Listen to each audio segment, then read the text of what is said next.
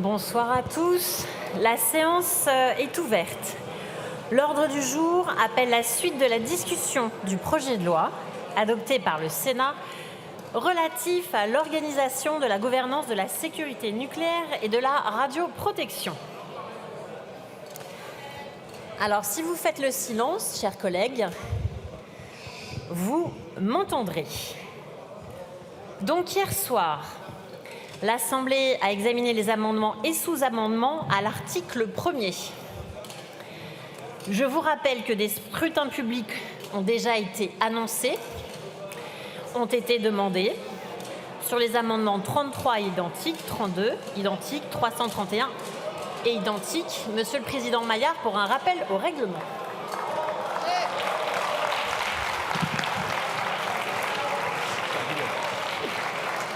Bien, merci beaucoup Madame la Présidente. En fonction de l'article 100, pour la bonne tenue de nos débats. Hier soir, nous avons passé un peu plus d'1 heure et demie à étudier l'ensemble de ces amendements, qui sont des amendements au cœur du projet de loi que présente le gouvernement. Et la présidence, et je l'ai dit en conférence des présidents, a décidé d'arrêter brusquement, juste avant les votes. S'il vous plaît, mes chers collègues. Écoutez-moi. Un peu de calme, s'il vous plaît. Vous pourrez vous exprimer si vous le souhaitez, s'il vous plaît. Calmez-vous. S'il vous plaît. Calme-toi. Je ne pense pas effectivement que le président Maillard remette en cause la présidente. Ah non. Donc laissez-le terminer, s'il vous plaît. Certains de mes collègues, de nos collègues s'offusquent qui n'étaient pas présents.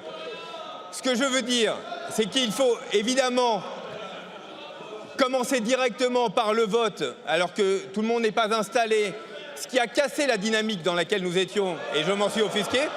Je demande ainsi une suspension de 10 minutes.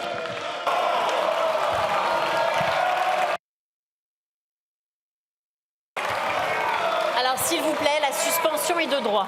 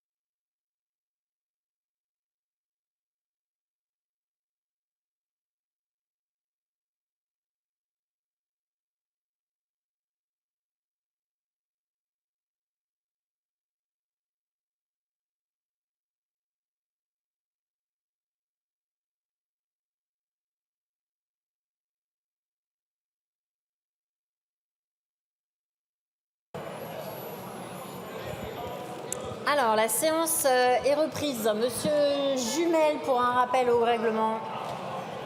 Oui, au titre de l'article 100, Madame la Présidente, le président Chassaigne, dans un langage imagé lié à sa région d'origine, dit quand on veut monter au mat de cocagne, il faut avoir le cul propre. Je ne suis pas certain que notre collègue Maillard puisse monter au mat de cocagne lorsqu'on se souvient la manière dont il a usé de tous les stratagèmes pour nous éviter de parler d'indexation de la DGF au moment de la niche du groupe communiste. Oui, alors ça n'est pas Non, j'en viens à la nécessité, Madame la Présidente. Alors, monsieur le seul pour un rappel au règlement également. Bah écoutez, monsieur Jumel, monsieur le seul, vous avez demandé un rappel au règlement, à quel titre? Oui, c'est un rappel au règlement, Madame la Présidente. S'il vous plaît. Au titre de l'article 70-3 de mise en cause personnelle de la présidente de séance d'hier soir, Valérie Rabault, notre collègue. Et je n'admets pas, Président Maillard, que vous ayez pu, à ce point, mettre en cause la probité de la présidence d'hier soir, y compris parce que la séance a été levée régulièrement pour tenir compte de la séance de ce matin 9 h. Et donc cette mise en accusation est inadmissible. Alors, monsieur, là effectivement, avec le bruit qu'il y a, s'il vous plaît, chers collègues. En fait, là, personne ne m'entend. S'il vous plaît, Alors, monsieur le seul, j'ai bien indiqué. Ah, vous voyez, personne ne m'entend. Donc, écoutez, je ne crierai pas. Je me refuse à crier dans cet hémicycle. Monsieur le seul, vous avez invoqué l'article 70-3. Vous revendiquez des insultes. Monsieur le président Maillard n'a à aucun moment insulté. Et j'ai même pris la parole pour lui indiquer qu'il n'était bien évidemment pas question de remettre en cause la présidence de ma collègue Rabault, que je salue. Et donc, je vous propose le rappel au règlement de monsieur Tanguy, et puis ensuite, nous pourrons passer au vote, et je vous rappellerai, s'il vous plaît. Alors, il y a aussi monsieur Saint-Huil, et je vous rappellerai... Est-ce que je peux parler, mes chers collègues? S'il vous plaît. Et ensuite, je mettrai aux voix les amendements, les sous-amendements, en rappelant bien évidemment les avis tels qu'ils ont été indiqués hier. Donc, monsieur Tanguy, vous avez la parole pour ce rappel au règlement, monsieur Saint-Huil, et ensuite nous passerons au vote. Et je vous demande, madame Lernos aussi, et je vous prie de vraiment faire des rappels au règlement, mes chers collègues. Monsieur Tanguy, vous avez la parole. Est-ce qu'on peut écouter, chers collègues? Merci, Madame la Présidente. Rappel au règlement au titre article 100, alinéa 7. La Présidente Rabault, hier, sans remettre en cause sa présidence, avait promis une prise de parole par groupe et a oublié le Rassemblement national, alors que j'avais beaucoup de choses désagréables à dire à mes collègues et que j'aimerais pouvoir les dire. Voilà, donc j'aimerais, avant qu'on vote, qu'on rétablisse l'équité et que leur groupe Rassemblement national, qui est juste le premier groupe d'opposition, puisse s'exprimer sur ces articles, parce qu'on a entendu beaucoup une litanie interminable de la NUPES, et comme par hasard, on a coupé le sifflet du Rassemblement national. Alors, monsieur Saint-Huil, avant de vous donner la parole, je vais répondre à monsieur Tanguy. Et donc, hier, il a bien été indiqué qu'il y avait la fin des expressions. Voilà. Il y a eu 4 prises de parole. Voilà. Donc je suis au regret de vous indiquer que nous ne réouvrons pas les explications, puisque ça serait de nature aussi à dénaturer le débat, puisqu'il faudrait rendre à la capacité à tout le monde de le faire. Monsieur Saint-Huil, alors à quel titre souhaitez-vous faire ce rappel au règlement?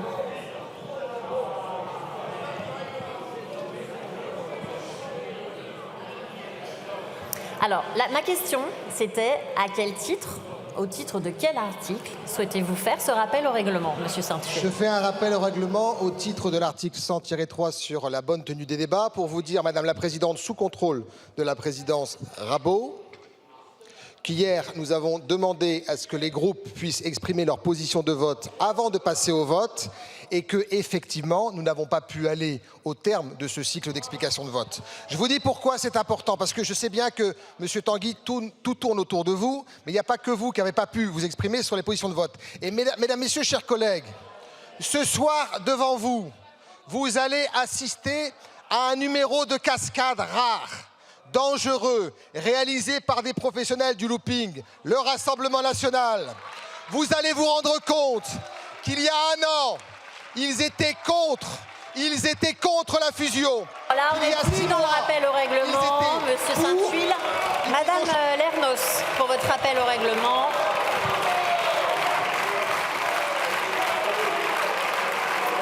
Alors, Madame Lernos, à quel titre souhaitez-vous, sur la base de quel article souhaitez-vous faire ce rappel au règlement? C'est un rappel au règlement au titre de l'article 100, alinéa 3, sur la bonne tenue des débats. Le groupe écologiste était prêt à voter hier soir. Il est prêt à voter ce soir. Il sera prêt à siéger vendredi ou samedi s'il le faut. Pour autant, sur l'article 1, qui est au cœur de la fusion, qui a été supprimé démocratiquement en commission développement durable, il semblait absolument essentiel que le débat puisse aller jusqu'au bout. Il me semble que des doutes se sont levés dans l'Assemblée, et pas que dans les rangs de la NUPES, et qu'il est important, quand on traite de la sûreté du nucléaire, de pouvoir avoir un débat jusqu'au bout, et nous irons jusqu'au bout, puisque visiblement, c'est que la nuit qu'on délibère sur un sujet aussi grave que la sûreté du nucléaire. Alors, très bien. Donc, je vous indique par ailleurs que sur le vote de l'amendement 68, je suis saisie par le groupe Gauche démocrate et républicaine d'une demande de scrutin public qui est annoncée dans notre enceinte. Je vais donc mettre aux voix les différents amendements. Alors, le numéro 33. Alors, je vous rappelle que c'est un scrutin public avec un double avis défavorable, commission, gouvernement. Le scrutin est ouvert. Le scrutin est clos.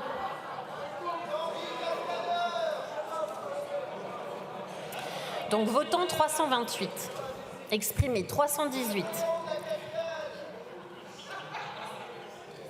Majorité 160 pour 111 contre 207. L'Assemblée nationale n'a pas adopté.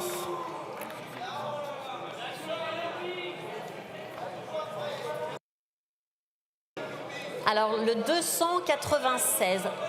Alors, s'il vous plaît, si vous continuez... Alors, attendez.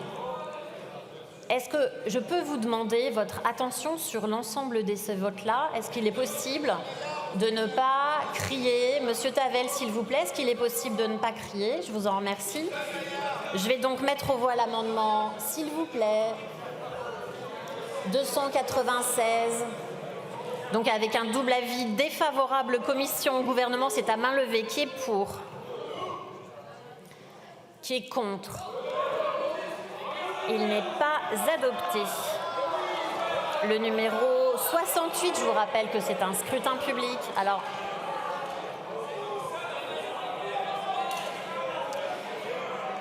s'il vous plaît. Donc le numéro 68, c'est un scrutin public, c'est un double avis défavorable qui est... Alors, c'est scrutin public, le scrutin est ouvert. Le scrutin est clos.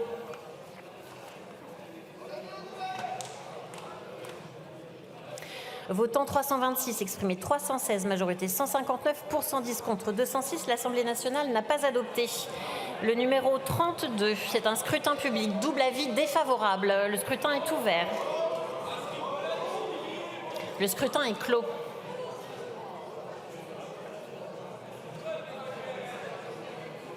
Votant 324, exprimé 313, majorité 157 pour 107 contre 206, l'Assemblée nationale n'a pas adopté. Le 241, double avis défavorable. Qui est pour?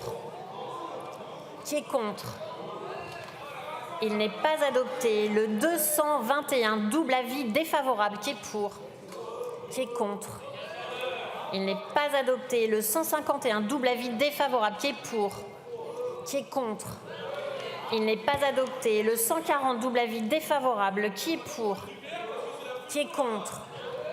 Il n'est pas adopté. Donc nous en arrivons maintenant avec des amendements faisant l'objet de sous-amendements.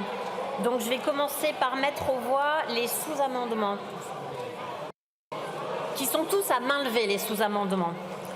Le 357, double avis défavorable. Qui est pour? Qui est contre? Il n'est pas adopté. Le 358, double avis défavorable. Qui est pour? Qui est contre? Il n'est pas adopté. Le 359, même avis, même vote. Il n'est pas adopté. Nous en arrivons au 352, double avis défavorable. Qui est pour?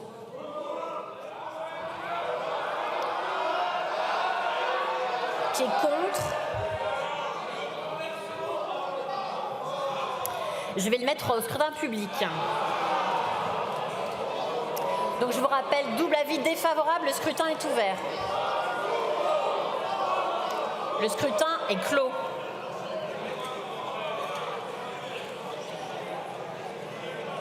Donc votant 324, exprimé 315, majorité 158 pour 115 contre 200, l'Assemblée nationale n'a pas adopté. Nous en arrivons au 371, double avis défavorable. Qui est pour? Qui est contre? Il n'est pas adopté. Le 347, double avis défavorable. Qui est pour? Qui est contre? Il n'est pas adopté. Le 374, double avis défavorable. Qui est pour? Qui est contre?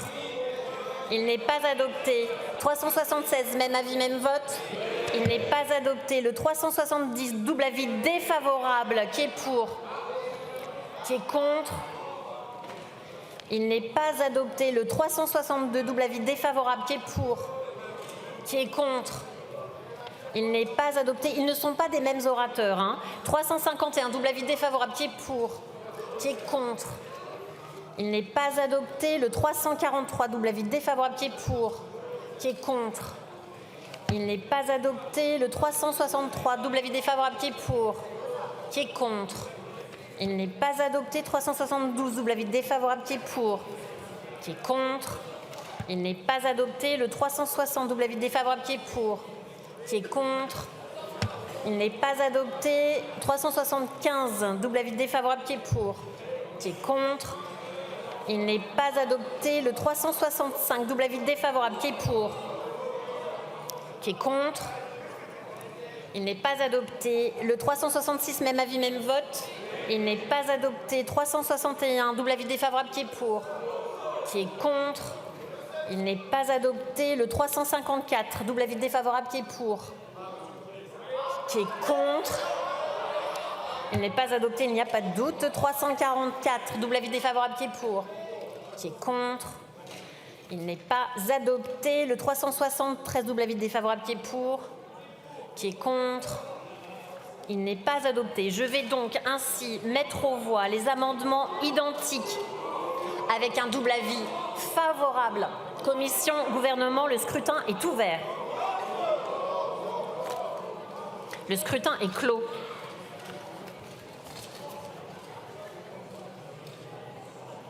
Votant 333, exprimé 323, majorité 162 pour 206 contre 117, l'Assemblée nationale a adopté. Et donc l'article 1er est ainsi rédigé. Donc nous en arrivons à l'article additionnel après l'article 1er, le 154. Qui me le présente, le 154? Monsieur Le Seul, vous avez la parole. Non, vous pouvez y aller. Et merci de quitter l'hémicycle le plus discrètement possible. Je vous remercie.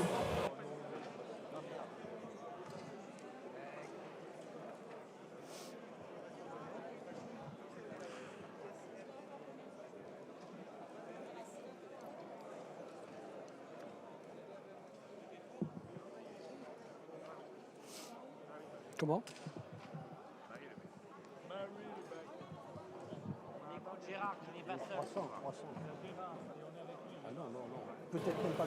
Alors, Monsieur Le Seul, je vous propose de défendre votre amendement. Oui, si vous en êtes d'accord. Je vous remercie. Je vous en remercie. Madame la Présidente. Cet amendement, S'il vous plaît. à l'article additionnel après l'article 1, vise à garantir que la démonstration de la sûreté des réacteurs nucléaires français repose pour l'essentiel sur une approche déterministe, comme précisé par la règle fondamentale de sûreté RFS, c'est-à-dire c'est la règle aujourd'hui appliquée. C'est une règle déterministe et non pas probabiliste, comme la méthode mise en œuvre dans les autorités des pays anglo-saxons. Et donc, nous avons entendu, dans le cadre des auditions, dans le cadre des prises de parole des rapporteurs et du gouvernement, la volonté de rapprocher le système français du système, on va le dire, anglo-saxon. Et c'est pour cela que nous souhaiterions que le gouvernement accepte de préciser dans le texte que nous restons bien sur une logique déterministe et non pas de conformité aux probabilistes comme dans la logique anglo-saxonne. Je vous remercie. Je vous remercie, monsieur le rapporteur. L'avis de la commission. Oui, merci, bonsoir à toutes et tous. Très heureux de vous retrouver. Alors, cet amendement, il faisait l'objet d'un sous-amendement auquel j'ai répondu hier soir. J'ai déjà répondu en commission aussi. J'ai déjà donné un avis défavorable pour une raison simple, c'est que la SN travaille déjà depuis sa création sur le système donc, de l'approche déterministe. Et en plus, je pense qu'il faut laisser les doctrines de sûreté nucléaire donc, en dehors de la loi. On laisse ça aux experts. Ce n'est pas au législateur à inscrire ceci dans la loi. Donc, avis défavorable, comme je l'avais déjà évoqué. Ça sera le cas d'ailleurs sur beaucoup d'amendements où on a déjà eu le débat en commission, on a déjà eu le débat hier soir. Je sais que vous aimez la répétition, on va essayer de faire efficace. Merci. Je vous remercie, monsieur le ministre. Même avis, je vais donc le mettre aux voix avec un double avis défavorable qui est pour. Le vote qui est contre. Il n'est pas adopté. Le 297, monsieur Saint-Tuile, vous avez la parole.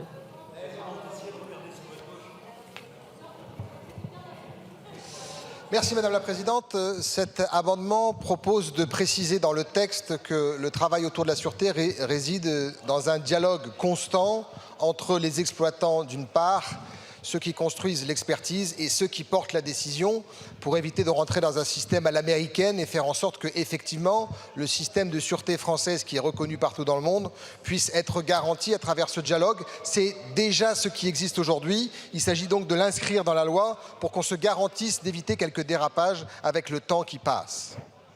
Je vous remercie. Monsieur le rapporteur, vous avez la parole. Oui, comme vous voulez le dire vous-même, monsieur Saint-Tuile, donc le principe du dialogue technique entre exploitants, experts et décisionnaires, il existe déjà. Il n'est absolument pas remis en cause par la réforme, donc ce sera un avis défavorable, ça ne relève pas de la loi. Je vous remercie. Monsieur le ministre, vous avez la parole. Merci Madame la Présidente. Même avis, auquel j'ajouterais que vous introduisez une nouvelle notion juridique qui, en fait, aujourd'hui n'existe pas. Le dialogue technique, il existe au quotidien, vous l'avez dit, entre les institutions. En revanche, dans la loi, ça n'existe pas. Donc vous introduisez un flou juridique. Donc je suggérerais vraiment de le retirer parce qu'il est satisfait. Je vous remercie. Monsieur Saint-Tuile, si vous maintenez votre amendement. Vous le maintenez. Madame Bateau, vous avez la parole. Oui, merci Madame la Présidente. Je réagissais aux propos du rapporteur sur l'amendement précédent. Qui nous disait que comme le débat avait déjà eu lieu en commission, il n'était pas la peine d'y revenir en séance.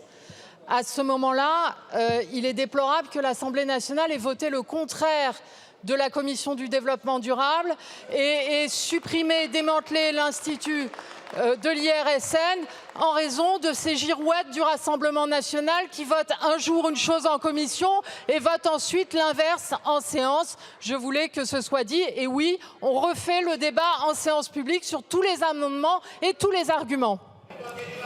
Alors, je vais donc pouvoir le mettre aux voix avec un double avis défavorable. Qui est pour? Qui est contre? Il n'est pas adopté. Le 299 qu'il présente. Monsieur Saint-Tuile, vous avez la parole. Merci Madame la Présidente. Il s'agit d'un amendement qui se veut être positif. Ça va aller, Monsieur Millem. Il faut accepter la contradiction, c'est la démocratie, c'est pas très grave, c'est pas un problème. Donc on a quand même le droit de déposer des amendements. Ne vous laissez pas perturber par Monsieur Millem. Non, mais c'est une perturbation agréable, mais je me permets d'y répondre, Madame la Présidente, puisque je suis perturbé dans mon exposé. Non, mais je vous en prie, vous avez la parole. Vous seul avez la parole. Et Monsieur Millem ne vous coupera plus. Je suis vite perturbé, vous savez. Je disais donc, nous proposons d'inscrire dans le texte le principe de non-régression. Vous le savez, cette réforme, elle peut engager quelque inquiétude sur notre système de sûreté. Nous sommes un certain nombre ici à l'avoir expliqué. Vous faites la sourde oreille en oubliant qu'hier soir, des membres du groupe Horizon, Modem et Renaissance ont déposé des amendements en ce sens, notamment sur la structuration juridique. Donc nous vous proposons un amendement de convergence, peut-être de compromis, qui ne remet pas en cause ce que vous souhaitez dans la fusion, qui est le principe de non-régression, pour que nous puissions dire au monde qui nous regarde et qui nous écoute que oui, nous travaillons sur le nucléaire et à sa relance, vous choisissez d'organiser la sûreté différemment, mais nous prenons ici, représentation nationale, l'engagement de le faire avec un principe simple, qui est un principe de non-régression sur les questions nucléaires, pour que nous puissions ensemble rassurer l'opinion publique qui, je n'en doute pas, nous regarde nombreuses à cette heure. Je vous remercie, monsieur le rapporteur. Vous avez la parole. Merci Madame la Présidente. Alors le principe de non-régression, donc il n'a pas à être dans la loi, tout simplement parce que, en plus, il est très mal défini. Et en plus, en termes de sûreté nucléaire, d'un point de vue de l'expertise, on a des évolutions régulières. Ça évolue régulièrement de par les connaissances, parce que justement, il y a la recherche qui alimente les experts, etc. etc. Et donc, le principe de non-régression, pour moi, il doit faire l'objet d'échanges techniques entre les experts, les chercheurs et les décisionnaires. Et pour moi, ça ne relève pas de la loi. Il faut laisser faire confiance aux experts. Et donc, c'est inutile de le mettre dans la loi. C'est pour ça que j'aurai un avis défavorable. Je ne vous demande même pas le retrait. Je sais que vous ne le ferez pas. Je vous remercie. Monsieur le ministre, vous avez la parole. Merci. Alors, je ne voudrais en aucun cas ni perturber le député Saint-Huil, ni perturber le rapporteur, mais je vais m'éloigner un peu, non pas de son avis, mais de l'analyse qui me conduit au même avis. La protection de l'environnement ne peut faire l'objet que d'une amélioration constante compte tenu des connaissances scientifiques et techniques du moment. Ça, c'est l'article 9e alinéa du L111.1 du Code de l'environnement. Il est satisfait, il est inscrit dans la loi. Vous l'écrivez de manière différente, ce qui introduirait du flou juridique. Là, vraiment, je vous engage à le retirer parce que je pense qu'il serait non seulement superfétatoire, mais risquerait d'être contre-productif. Alors, monsieur Saint-Huil, est-ce que vous le maintenez, votre amendement? D'accord, vous n'êtes pas tout à fait convaincu. Monsieur Le Seul, vous avez la parole. Oui, merci Madame la Présidente. Je vais venir en soutien de cet amendement de notre collègue Saint-Huil.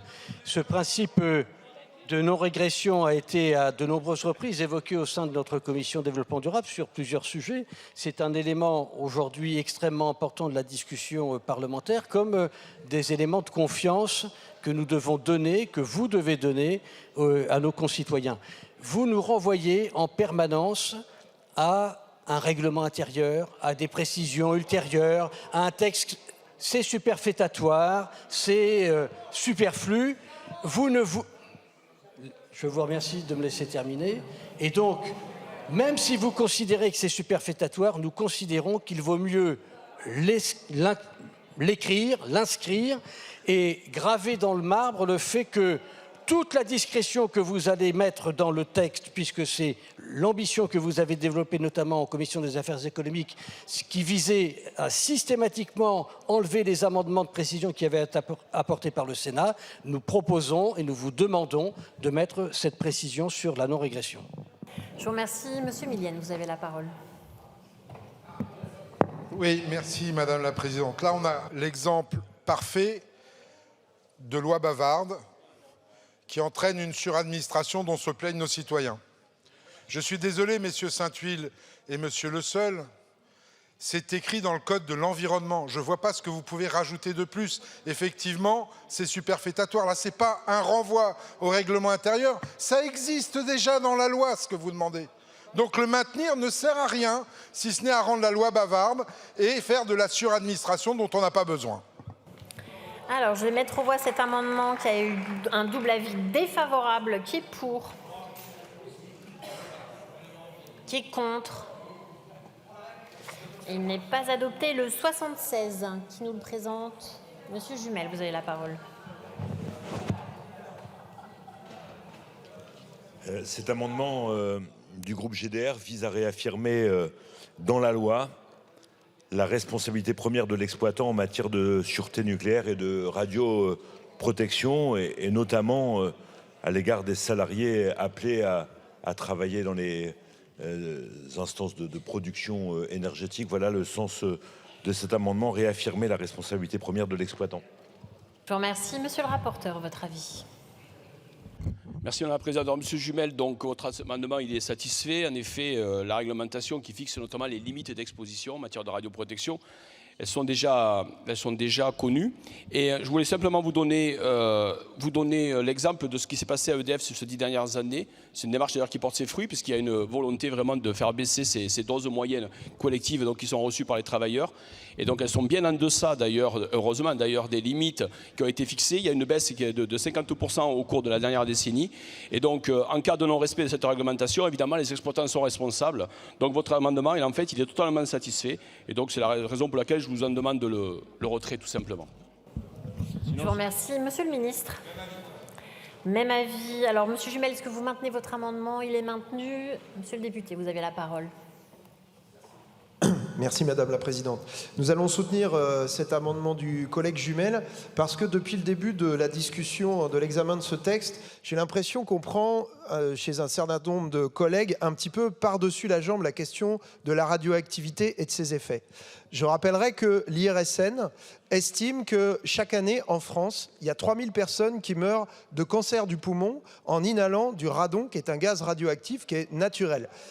Ben ouais, ben pardon, alors là c'est pas dans les centrales nucléaires, c'est naturel. Vous n'aimez pas les publications de l'IRSN, on a compris, vous le dites depuis le début. C'est ce qui sous-tend ce texte. Donc c'est pas parce que c'est naturel qu'il faut le laisser faire. La ciguë, c'est un poison, c'est une plante, c'est naturel, on n'en met pas dans les assiettes, dans les cantines. Chez les travailleurs du nucléaire, mais oui, je sais bien, il n'aime pas Monsieur Tanguy quand tu lui rappelles ce que fait la radioactivité.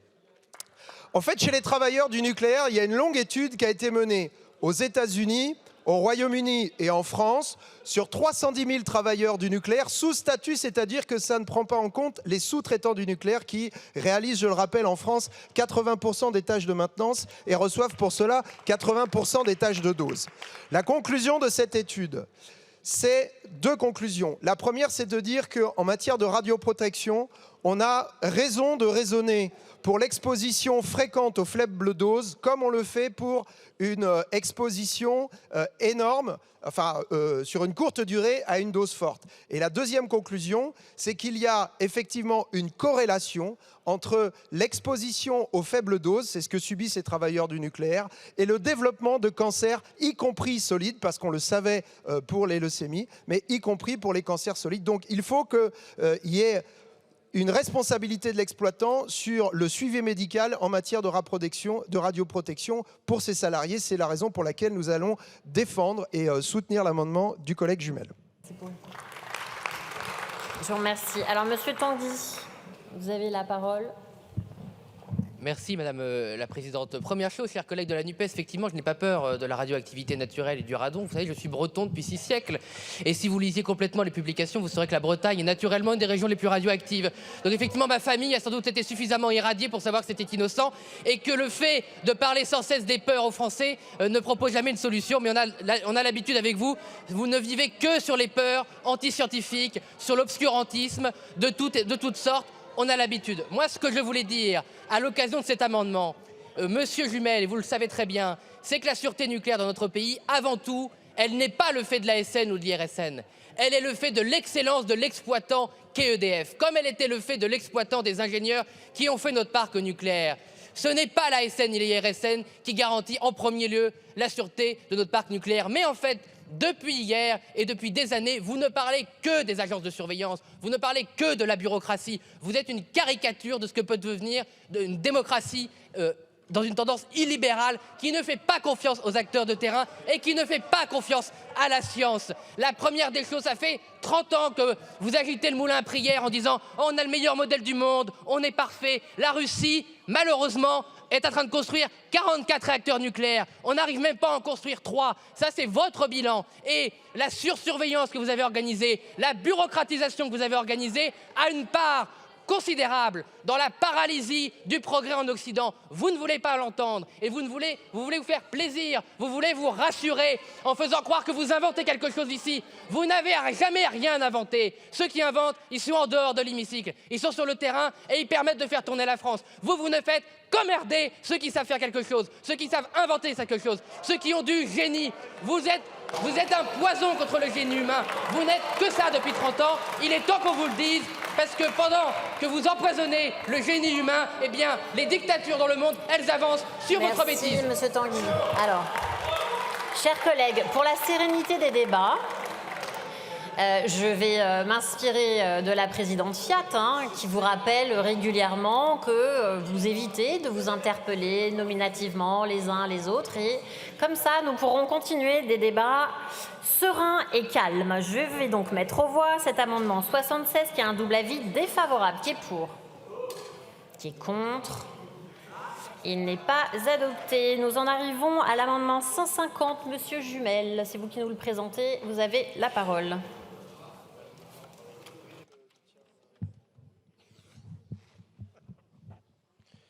Oui, on sait qu'il y a un sujet sur les SMR, avec un fort risque que les marchands de savonnettes, ceux qui sont là juste pour faire le business, se portent sur ces petits réacteurs de nouvelle génération pour tenter de faire de l'argent à bon prix. Nous sommes inquiets de cela. Et nous pensons donc qu'il y a nécessité, l'idéal serait évidemment de garantir dans la loi le fait que si ces SMR prospèrent, EDF soit le seul exploitant possible. Mais avec cet amendement, nous proposons d'exiger que la future autorité puisse informer l'OPEPS lorsqu'un nouveau potentiel exploitant a déposé son dossier de candidature à la création d'une INB, ce qui est un amendement de précaution au regard de ce que nous avons entendu en audition, notamment par l'ASN, qui s'inquiète de la multiplicité des acteurs dans le domaine des INB, qui d'ailleurs sont dans une méconnaissance totale des doctrines en matière de sûreté et de sécurité nucléaire. Je vous remercie. Alors, le sous-amendement, Madame Batho, est-ce que vous êtes d'accord pour nous... De toute façon, ce sera le plus simple que vous les présentiez à la suite. Oui, c'est un point capital du débat, Madame la Présidente, Monsieur le Ministre, Monsieur le rapporteur, Monsieur le Président de la Commission.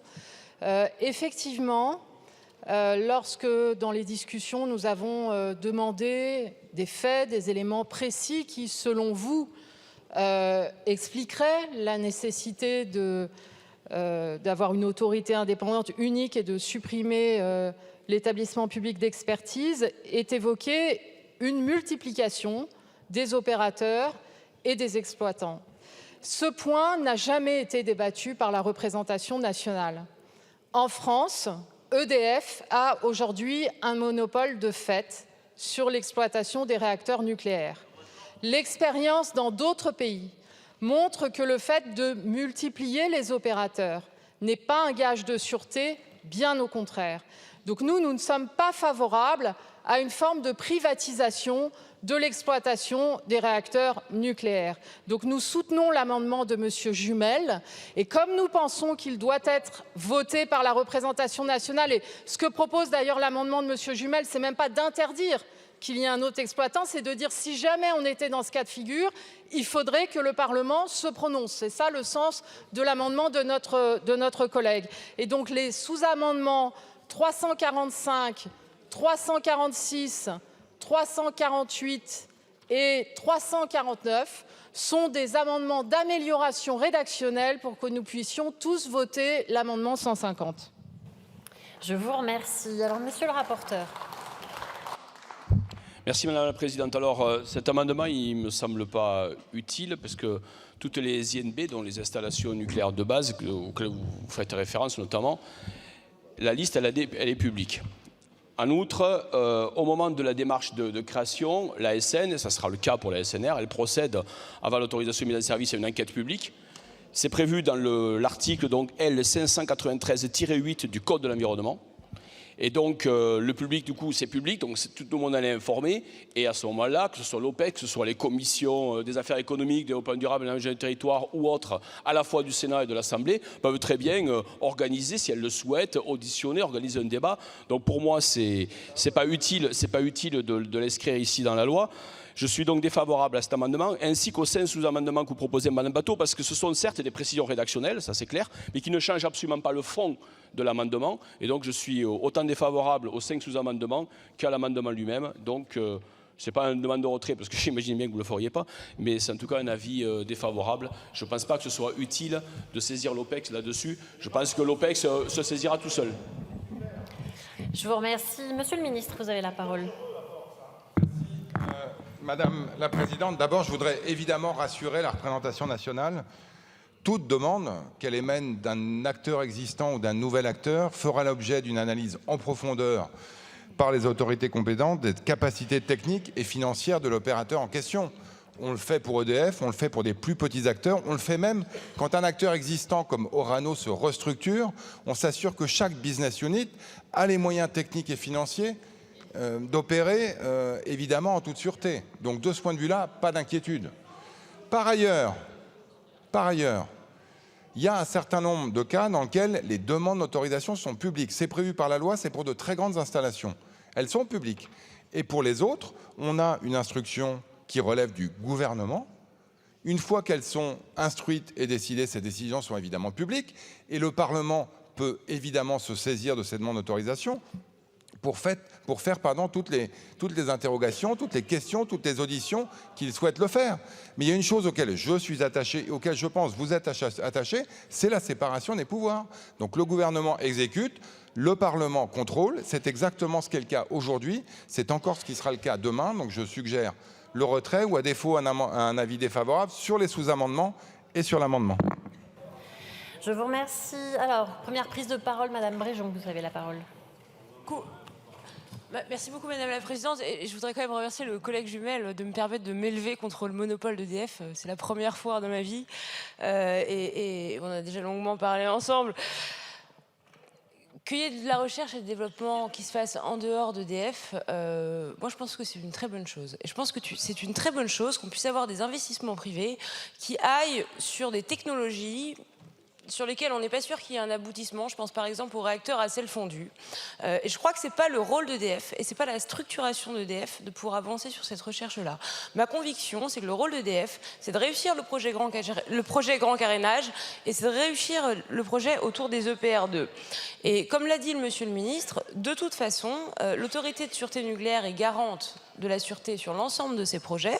Donc dès qu'on a aujourd'hui une start-up ou une entreprise, peu importe, qui tente de développer un de ces projets, eh bien, elle a l'obligation de démontrer à l'autorité de sûreté nucléaire qu'elle est compétente et rigoureuse en la matière. Et je pense qu'il ne faut pas... Et d'ailleurs, je pense que vous ne rendez pas service à EDF en demandant à EDF d'être le seul opérateur sur les SMR. Je pense que le rôle d'EDF, il est ailleurs. Et je pense que le sens du service public, sur ce grand service public qui est celui de l'électricité, il n'est pas d'avoir le monopole absolu et total sur le développement, la recherche sur les SMR. Je vous remercie. Monsieur Lenné, vous avez la parole. Merci Madame la Présidente. Bon, d'abord sur ces SMR, on a un petit peu l'impression d'une licorne, c'est-à-dire une espèce d'objet, d'animal magique qui n'existe pas, par contre qui pourrait rapporter quelques millions. Il y a 6 mois, on nous le vendait comme l'instrument de la décarbonation du pays dans les années qui viennent. Et résultat, quand on a posé quelques questions à Agnès Pannier-Runacher à l'époque où elle était encore ministre de l'énergie, elle nous a dit « Oh, mais vous savez, ça intéressera le législateur de 2035 ». Bref, on n'est pas prêt de l'avoir, la décarbonation, avec les SMR. Mais c'est vendu comme ça. Et pour que tout le monde comprenne bien, c'est en particulier pour décarboner l'industrie lourde, c'est-à-dire que demain, on va laisser faire des entreprises privées avec des actionnaires derrière qui veulent un retour sur investissement le plus rapidement possible. On va les laisser exploiter des réacteurs nucléaires dans des sites Seveso et dans des zones habitées, beaucoup plus habitées et beaucoup plus près des industries lourdes que le sont à l'heure actuelle les réacteurs nucléaires. Donc c'est ça qui se joue à travers cette question des SMR et de qui les développe, mais surtout de qui les exploite. Et donc c'est pas tout à fait la même chose de vouloir un retour sur investissement tout de suite ou d'avoir comme EDF les reins solides avec 65 milliards de dettes, mais avec l'État qui a racheté 100% des actions. Et donc, il y a un vrai enjeu. Nous allons soutenir l'amendement de Jumel et les sous-amendements de Bateau.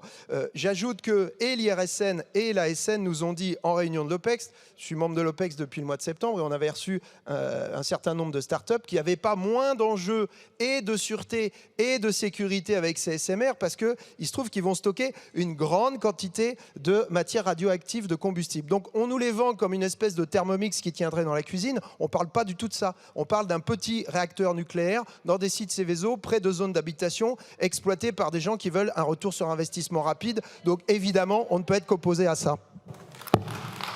Je vous remercie. Donc, je vais mettre aux voix les sous-amendements 346 avec un double avis défavorable de commission gouvernement. C'est à main levée qui est pour.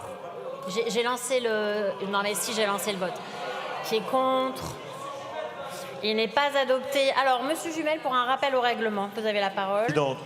Au titre de l'article 100, alinéa 3, c'est pas possible. Enfin, il y Qu'est-ce qui n'est pas possible, y a un Monsieur Jumel principe dans les séances, c'est que l'auteur de l'amendement, une fois que le rapporteur et le ministre ont répondu, puisse en contre-plan apporter des éclairages sur un sujet essentiel comme celui-ci. D'accord, mais alors la présidence peut librement organiser une prise de parole par groupe pour permettre d'éclairer l'Assemblée. Alors, est-ce que vous remettez en cause ma présidence? Oui, je remets en cause le fait que sur un sujet aussi important... Alors, si vous remettez en cause ma présidence, pas nous exprimer. Je vous préviens, Monsieur Jumel. Voilà, non mais attendez, Monsieur Maillard, ne rajoutez pas une couche. Donc, soit on en termine là et on continue les amendements, soit vous continuez à vous opposer, auquel cas je serai contrainte de vous remettre un rappel à l'ordre. Bah écoutez, si. Alors, 345, avec un double avis défavorable, je l'ai mis aux voix, donc je le mets aux voix avec un double avis défavorable qui est pour, qui est contre. Il n'est pas adopté. Alors, attendez, est-ce que vous avez la procuration de votre groupe? Donc la suspension est de droit, la séance est suspendue. Pour 2 minutes.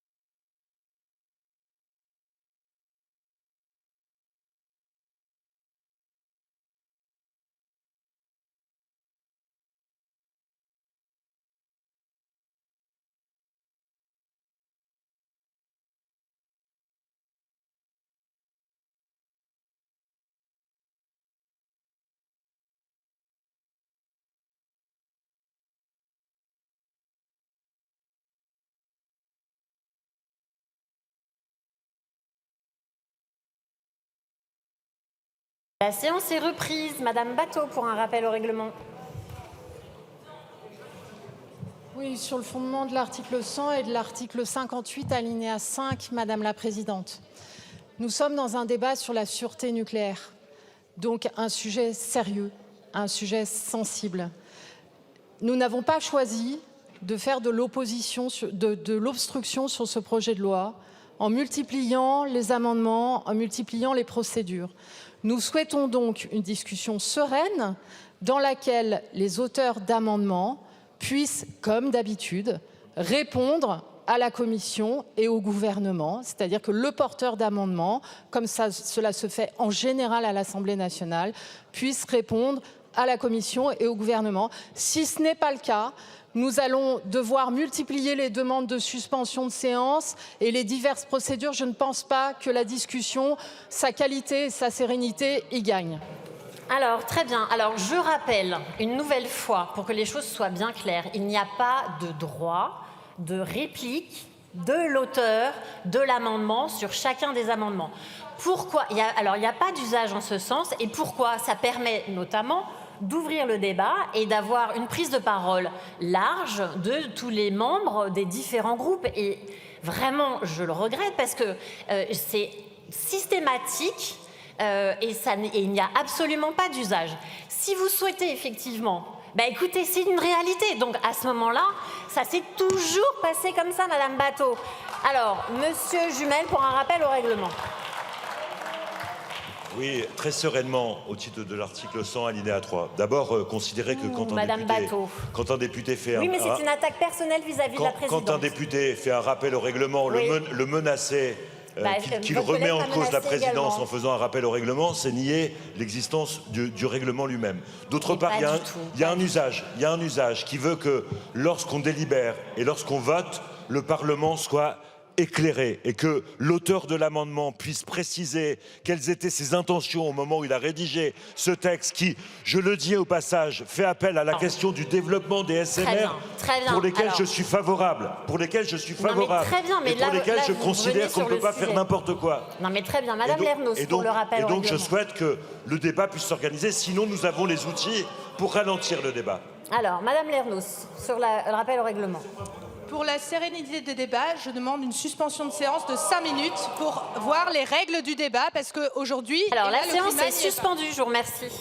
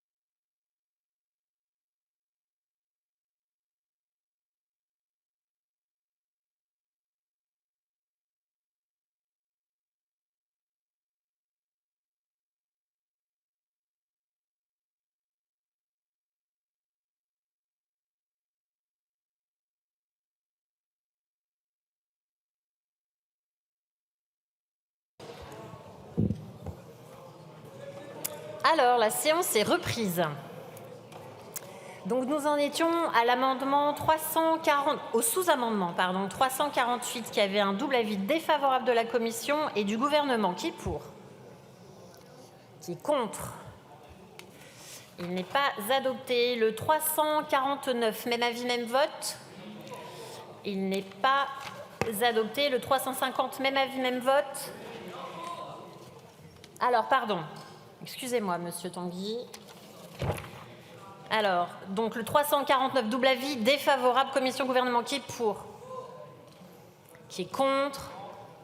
Il n'est pas adopté. Le 350, double avis défavorable, qui est pour? Qui est contre? Il n'est pas adopté. Et donc, je vais mettre aux voix. Donc, là, c'est l'amendement de M. Jumel, le 150, avec un double avis défavorable, qui est pour?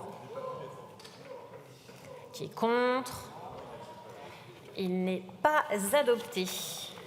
Alors, je vous indique que sur le vote de l'amendement 112, je suis saisie par le groupe écologiste d'une demande de scrutin public qui est annoncée dans notre enceinte. Et je vous indique également sur le vote de l'amendement 93 et identique par le groupe de la France Insoumise et sur le vote de l'amendement 117 par le groupe Lyot. Donc, une demande de scrutin public qui est annoncée dans notre enceinte. Madame Batho, vous avez la parole sur l'amendement 112. Oui, merci Madame la Présidente. Donc, l'amendement 112 est un amendement important qui propose d'inscrire dans le Code de l'environnement ce qui est normalement le standard international respecté par la France, c'est-à-dire que les changements en matière de sûreté nucléaire et du cadre législatif et réglementaire applicable à la sûreté nucléaire sont basés sur une méthode robuste de révision générale de sûreté et d'évaluation par les pairs. Le gouvernement présente cette réforme alors qu'il n'y a pas eu d'évaluation générale du cadre de sûreté et alors qu'il n'y a pas eu d'examen par les pairs, ce qui est la règle internationale pour laquelle la France a activement milité après Fukushima. C'était Nathalie Kosciusko-Morizet dans un premier temps. Ensuite, il y a eu une continuité, une constance de l'État et il y a aujourd'hui une rupture. Et donc l'amendement 112 propose d'inscrire dans le Code de l'environnement le fait que les résultats de l'évaluation et de l'examen international par les pairs sont transmis à l'OPEX et que toute modification du cadre législatif en matière de sûreté nucléaire et de radioprotection qui en découle, cette communication est un préalable. Je vous remercie. Monsieur le rapporteur, vous avez la parole. Merci Madame la Présidente. Alors, pour cet amendement, donc, si on regarde l'article 591-6 du Code de l'environnement, il dit que les ministres chargés de la sûreté nucléaire et de la radioprotection et l'autorité de sûreté nucléaire organisent conjointement, au moins une fois tous les 10 ans, une évaluation du cadre réglementaire et législatif en matière de sûreté nucléaire et de radioprotection.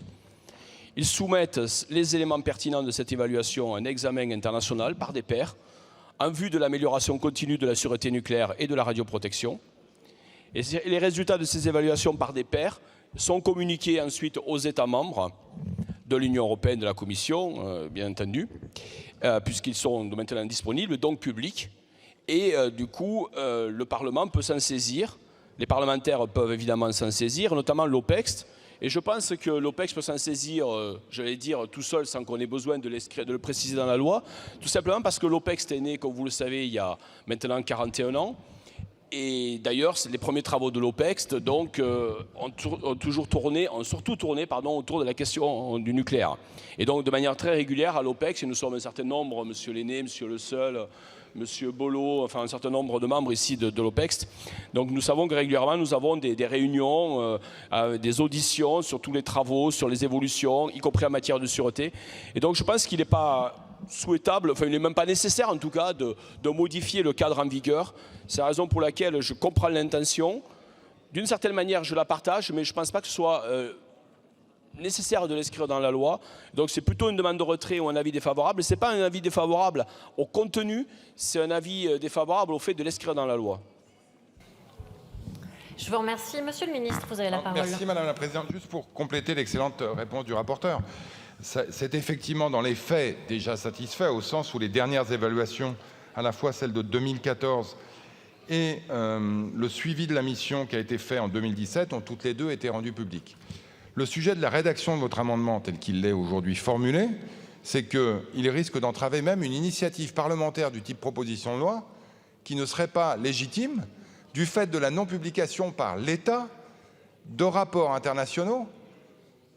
Et donc, vous êtes en train d'entraver des initiatives, potentiellement en train d'entraver des initiatives législatives à venir par une loi d'aujourd'hui. Donc, moi, je suggère vraiment de le retirer parce que je pense que c'est sur le fond superfétatoire et sur la forme, ça risque d'être anticonstitutionnel. Je vous remercie. Monsieur Castellani, vous avez la parole. Oui, merci Madame. Juste un mot pour soutenir cet amendement et puis pour soutenir plus largement l'ensemble des amendements qui, par des approches diverses, posent le problème des normes de sécurité. On sait très bien qu'il n'y a pas de projet à court terme de toucher aux normes, on le sait bien. Bon, mais potentiellement, c'est possible. Donc le fait d'assurer, de verrouiller est toujours une bonne chose. Et puis surtout, n'oublions pas que nous sommes sous le regard de l'opinion et que le nucléaire est un sujet d'opinion. C'est un débat permanent et que rien ne doit venir affaiblir, disons les choses comme ça, affaiblir l'opinion favorable au nucléaire. Il faut donc essayer de verrouiller vraiment toutes les normes de sécurité, rassurer l'opinion et surtout assurer l'avenir face à de potentielles évolutions qui pourraient être négatives. Merci. Je vous remercie. Alors, Madame Bateau a levé la main avant Monsieur Jumel. Je suis désolée. Alors, je sais que vous vous sentez persécuté ce soir, Monsieur Jumel, mais Madame Bateau a demandé la parole avant, donc je la lui laisse. Merci Madame la Présidente. Donc, Monsieur le Ministre, l'amendement n'est pas satisfait puisqu'on assiste aujourd'hui à une réforme de la sûreté nucléaire qui ne procède pas de l'évaluation périodique et qui n'a fait l'objet d'aucun examen par les pairs. Or, depuis Fukushima, la bagarre qu'a menée la France par rapport à l'évolution des standards internationaux de sûreté nucléaire, c'est que chaque changement du cadre de sûreté dans chaque pays résulte d'une méthode scientifique, d'une méthode d'expertise robuste, évidente. C'est qu'avant de changer les choses dans le domaine de la sûreté nucléaire, on évalue ce qui marche moins bien, là où on doit progresser, qu'est-ce qu'en pensent les autres autorités de sûreté pour faire des choix éclairés, ce qui n'est aucune des caractéristiques de la réforme que vous proposez. Donc je maintiens cet amendement et il n'est en rien satisfait. Je vous remercie. Je vais donc pouvoir le mettre aux voix. C'est un double avis défavorable. Je vous rappelle, c'est un scrutin public. Merci de regagner vos places. Le scrutin est ouvert. Le scrutin est clos.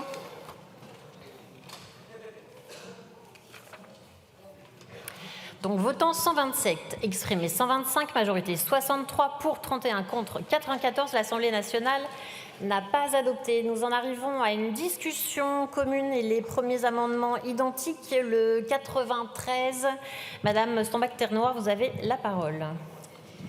Merci Madame la Présidente. Donc évidemment pour nous il s'agit d'un amendement de repli puisque nous sommes foncièrement contre cette réforme de la sûreté nucléaire. Et d'ailleurs, chers collègues Renaissance, quand j'entends avec quelle ferveur le collègue Tanguy défend cette réforme, à titre personnel, ça m'interrogerait quant au niveau de dangerosité de la dite réforme. Je reviens à notre amendement. Donc, puisque là, votre objectif, c'est d'adapter l'ASN pour recevoir les activités de l'IRSN sans modifier la structure, rien du tout, tout ça pour gagner toujours du temps, que tous les auditionnés nous ont dit la même chose, à savoir que votre calendrier avec un démarrage en janvier 2025 était tout à fait intenable, parce que comme vous désorganisez tout, forcément, ça va prendre du temps. Bref, on se dit qu'en fait, on a le temps peut-être de penser les choses différemment, et c'est pour ça qu'on vous propose ici encore l'idée d'une autorité publique indépendante. Honnêtement, on sait aussi que c'est pas la panacée. Si vous avez une meilleure idée, n'hésitez pas à la proposer. Parce que là, le truc, c'est que vous nous obligez à bricoler, en fait, puisque vous essayez de faire rentrer un carré dans un rond. Et en l'occurrence, ce qu'on veut éviter, c'est le démantèlement de compétences rares. Et je pense particulièrement à la question de la dosimétrie, puisque là, dans votre réforme, la dosimétrie externe va passer au CEA pendant que la dosimétrie interne donc sera dans la RSN. Or, ce sont des compétences extrêmement importantes et stratégiques. C'est de ça que va dépendre dépendre, par exemple, de notre capacité à répondre à un incident, voire un accident nucléaire. Donc, c'est pas rien du tout. Ce sont des compétences qui fonctionnent ensemble. Et là, vous allez les écarteler. Ce sont, encore une fois, des compétences rares, précieuses. Et on voit des scientifiques qui commencent à s'en aller parce qu'ils sont complètement découragés par cette proposition que vous leur faites. Donc, bon, c'est un amendement de repli pour éviter une désorganisation complète sur une compétence stratégique, le départ des professionnels, et c'est pourquoi nous faisons cette proposition. Je vous remercie. Alors, le 148 n'est pas défendu. Le 155, Monsieur Le Seul, vous avez la parole. Merci, Madame la Présidente. C'est effectivement un amendement de repli. Nous en avons déjà parlé, mais nous souhaitons vivement que le caractère à la fois d'indépendance soit clairement signifié dans le texte et ainsi que le caractère public de l'autorité ainsi créée. Je rappelle que contrairement à une autorité administrative indépendante, une autorité publique indépendante a la possibilité, à la fois bien sûr puisqu'elle bénéficie de la personnalité morale, mais elle peut bénéficier de ressources propres, être donc financièrement indépendante. Elle peut mener aussi des recherches, y compris des recherches partenariales. Elle peut mener des prestations commerciales rémunérées ou encore se voir affecter une part dédiée de recettes fiscales ou de subventions de l'État, par exemple. Donc nous avons, à travers l'API, qui a été proposée sur de nombreux bancs de l'Assemblée nationale, une formule qui permettrait de convenir à ce que vous voulez faire de cette fusion de l'ASN et de l'IRSN. Et, Monsieur le Ministre, vous nous avez dit à de nombreuses reprises, et je crois les rapporteurs aussi, que ce n'était pas possible de créer une API parce que ça créait un problème de recrutement, un problème notamment pour le personnel fonctionnaire. Je rappelle que l'article 16 de la loi de 2017, si ma mémoire est bonne, du chapitre 1er du personnel des autorités administratives indépendantes et des autorités publiques indépendantes, rappelle que toute autorité administrative indépendante ou autorité publique indépendante peut employer des fonctionnaires civils, militaires, des fonctionnaires des assemblées parlementaires, des magistrats placés auprès d'elles dans une position conforme à leur statut et recruter des agents contractuels. Donc vous n'avez aucune impossibilité d'avoir une conciliation de l'ensemble des statuts actuels du personnel travaillant à l'IRSN et du personnel travaillant à l'ASN. Donc nous insistons, un peu lourdement, je le reconnais, pour que nous ayons une autorité publique indépendante. Je vous remercie. Le 117, Monsieur Saint-Huil, vous avez la parole. Merci Madame la Présidente. Cet amendement, il va un peu moins loin que l'amendement des collègues sur la question du statut juridique. Hier, les amendements de messieurs Bourlange-Bolo, les amendements de Paul Christophe, les amendements de Mireille Clapeau, issus des rangs de la majorité, ont interrogé sur l'hypothèse de l'API. Vous faites le choix, vous, de vous appuyer sur l'AAI, qui est déjà l'ASN aujourd'hui, pour des questions, nous dites-vous, de temps, vraisemblablement, et d'impossibilité juridique. Avant d'être parlementaire, je fus élu local.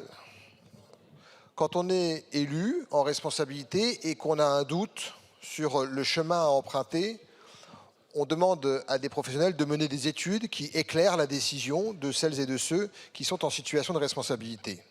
Nous vous proposons donc, dans cet amendement, qu'on ait un rapport qui vienne nous dire la structuration juridique la plus efficace pour atteindre les objectifs que vous fixez dans le texte.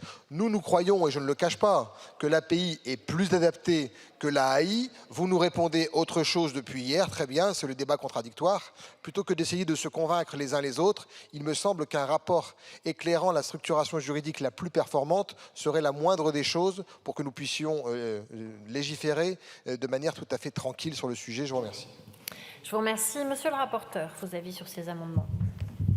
Merci Madame la Présidente. Alors c'est vrai que nous avons eu ce débat en commission, que nous l'avons eu hier à plusieurs reprises sur l'amendement 171 de Madame Clapeau, différents sous-amendements présentés donc sur la question de l'article 1er de son rétablissement. Et j'ai donné, me semble-t-il, un certain nombre d'explications à la fois en commission et hier soir. Et Monsieur Saint-Huil, hier soir, j'ai rappelé que Le statut d'AAI avait été choisi pour l'ASN en 2006 sur la base d'un rapport, celui que vous appelez de vos voeux ce soir, en 2006, fait par des parlementaires. Et dans ces parlementaires, j'ai été voir, et ce n'étaient pas des parlementaires uniquement de la majorité de l'époque. J'ai vu que c'était, voilà, j'ai été regarder ce qui... Et ça explique bien. Les arguments, on les a donnés hier soir, on peut les redonner très rapidement parce que c'est quand même un sujet important. Et notamment le fait que dans le cadre de l'AAI, on a l'État qui se tient... toujours responsable et je dirais un petit peu protecteur d'un point de vue juridique, ça me paraît quand même relativement important.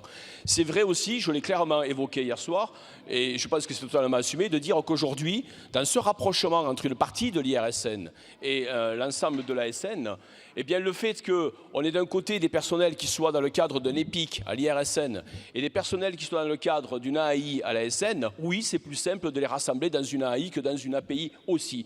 Et alors, la simplification, au moment où l'ensemble de nos concitoyens nous demandent de faire de la simplification un peu partout, je ne vois pas pourquoi on n'en ferait pas dans ce cas-là. On a évoqué l'histoire de la dosimétrie. Enfin, soyons sérieux. Que ce soit API ou AAI, ce sera une autorité indépendante. On est d'accord là-dessus, au moins là-dessus. Et dans ce cas-là, la problématique de la dosimétrie, la partie commerciale, ça va poser un problème de déontologie de droit à la concurrence, puisqu'on va avoir, que ce soit API ou AI, une autorité qui irait commercialiser des dosimètres à des industriels qu'elle va contrôler. Donc API ou AI, on voit bien que là aussi, c'est pas la question de remettre la dosimétrie telle que vous le souhaitez avec l'API. Enfin, hier soir, moi j'ai évoqué à plusieurs reprises, je l'avais fait aussi en commission, les plus de 400 fonctionnaires qui travaillent à la SN aujourd'hui et qui sont des scientifiques de très haut niveau et qui sont en difficulté si jamais on les met dans une API. Et d'ailleurs, cet après-midi, vous avez dû le voir, ils ont publié un communiqué de presse. Et ce communiqué de presse, ce n'est pas la direction de la SN, c'est les personnels de la SN. Et c'est quoi le titre? Je vous lis simplement le titre. Fusion ASN-IRSN. Le SNIM, donc le Syndicat national des ingénieurs de l'industrie et des mines, exige le maintien d'une autorité administrative indépendante et refuse que le projet de loi condamne le statut de fonctionnaire dans une éventuelle future autorité. On peut aussi les entendre. Donc c'est... Non mais, on peut aussi, donc... Mais écoutez, je suis désolé, mais on peut aussi entendre leur opinion. Voilà, c'est tout. Donc c'est un avis sur l'aîné. On a donné beaucoup d'arguments en commission et hier soir aussi. Donc pour l'ensemble de ces raisons, et peut-être Monsieur le ministre complétera, je vais donner un avis donc défavorable à l'ensemble de ces amendements. Et donc je passe à la parole à Monsieur le ministre.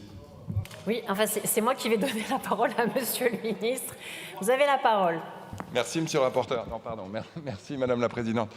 Non mais rapidement, je pense qu'on a eu l'occasion d'avoir de longs débats hier et on vous a répondu et on vous a visiblement convaincu puisque ces amendements ont été rejetés sur la recherche, sur les brevets, sur les activités commerciales, sur les subventions européennes, sur le budget, etc., etc. Je ne voudrais pas que ce débat entre l'API et l'AI se réduise à un débat pour ou contre les salariés de l'ASN versus contre ou pour les salariés de l'IRSN. Nous avons dans ces deux institutions des personnels d'extrême qualité. Ils travaillent déjà ensemble et nous souhaitons qu'ils travaillent encore mieux et encore plus ensemble demain. Ce que nous disent les salariés de l'ASN aujourd'hui, c'est effectivement, si on n'adopte pas une autorité administrative indépendante, leur statut de fonctionnaire en sera affaibli. Pourquoi? Parce qu'ils seront détachés auprès d'une API et verront du coup leur avancement retardé, ralenti. Donc c'est clairement un des avantages pour les fonctionnaires de l'ASN d'être reversés, si je puis dire, dans une API. À l'inverse, si on va jusqu'au bout de l'examen de ce texte, ce que je souhaite, et si vous votez les articles 6 à 11, ce que je souhaite aussi, vous voterez toutes les dispositions qui permettront aux salariés actuels de l'IRSN, qui, je le répète, sont des professionnels d'extrême qualité, de continuer avec le même statut, la même progression, dans l'autorité administrative indépendante ainsi constituée. Donc vraiment là-dessus, il faut rejeter ces amendements. Donc je vous redonne un avis défavorable et n'opposons pas les uns et les autres, faisons en sorte que ces collaborateurs de deux institutions exceptionnelles travaillent encore mieux ensemble demain. Je vous remercie. Alors j'ai plusieurs prises de parole. Monsieur Jumel. Merci Présidente.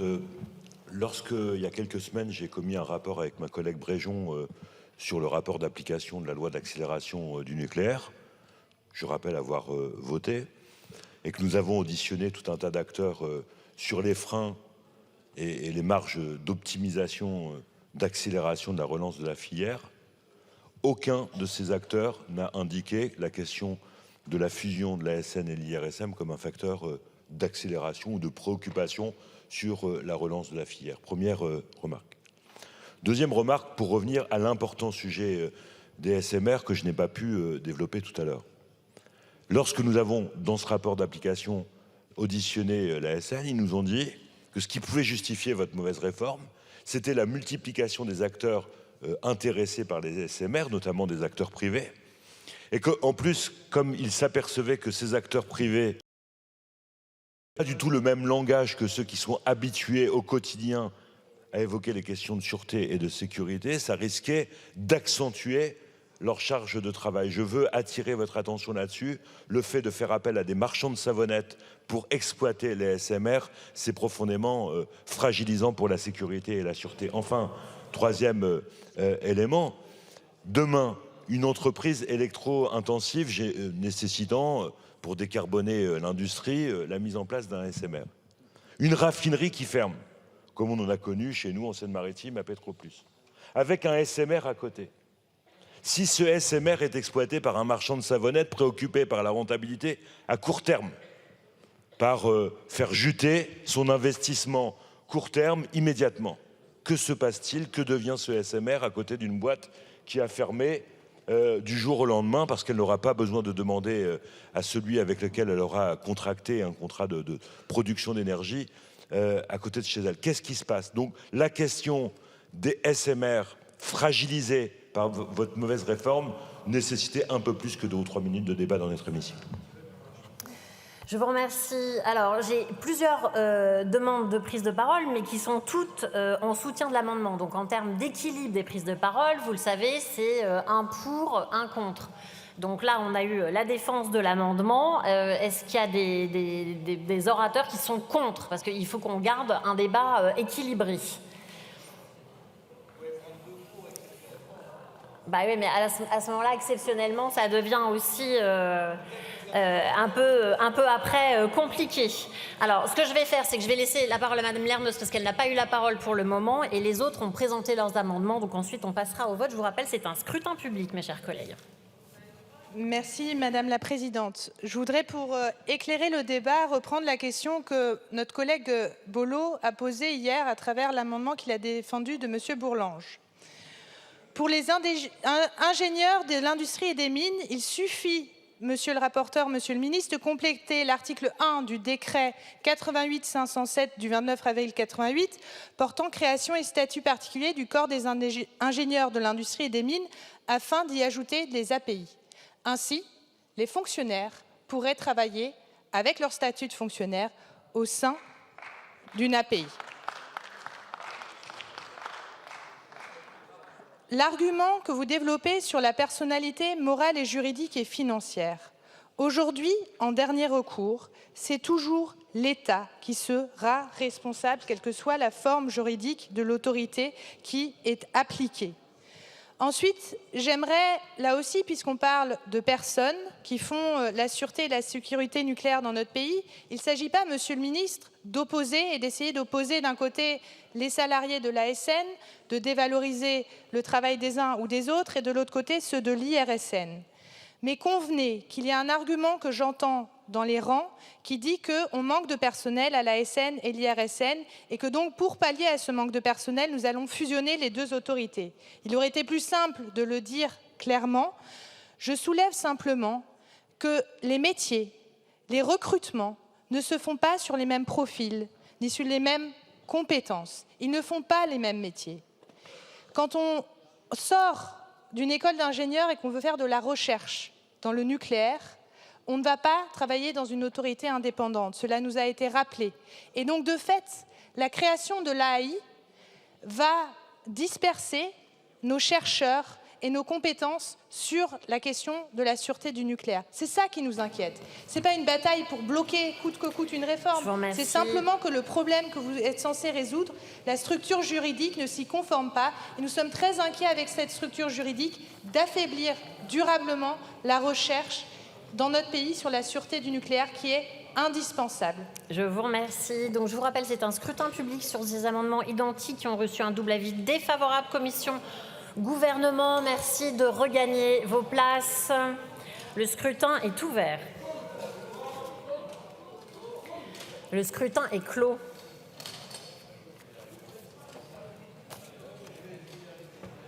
Votant 134, exprimé 132, majorité 67 pour, 32 contre 100. L'Assemblée nationale n'a pas adopté. Nous en arrivons donc au 117 qui a eu aussi un double avis défavorable. C'est aussi un scrutin public. Merci de rester à vos places. Le scrutin est ouvert. Le scrutin est clos.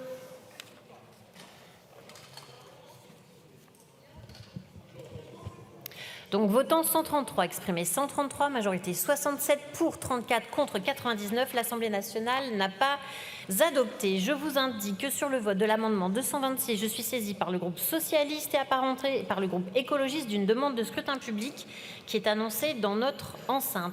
Nous en arrivons au 233. Monsieur Le Seul, vous avez la parole. Merci Madame la Présidente.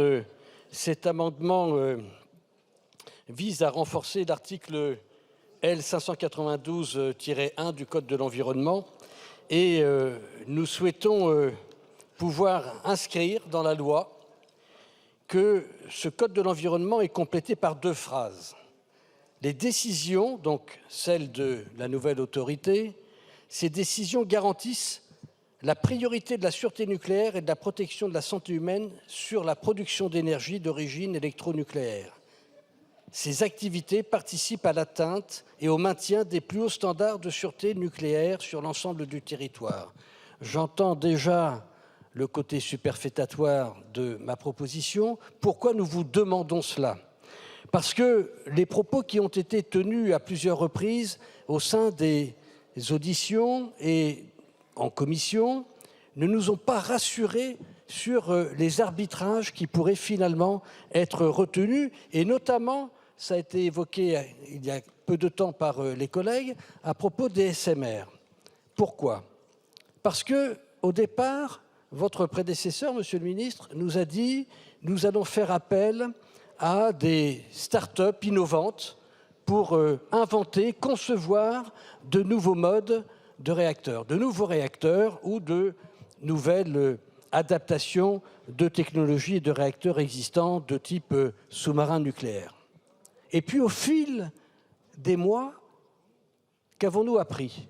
Que finalement, ce n'était plus uniquement la conception que vous comptiez laisser à quelques start-upers qui, par ailleurs, vont être obligés ou ont déjà fait des levées de capitaux et ont bénéficié, par ailleurs, de dotations de capitaux d'État ou de garanties d'État, mais aussi l'exploitation. Et là, c'est une autre paire de manches.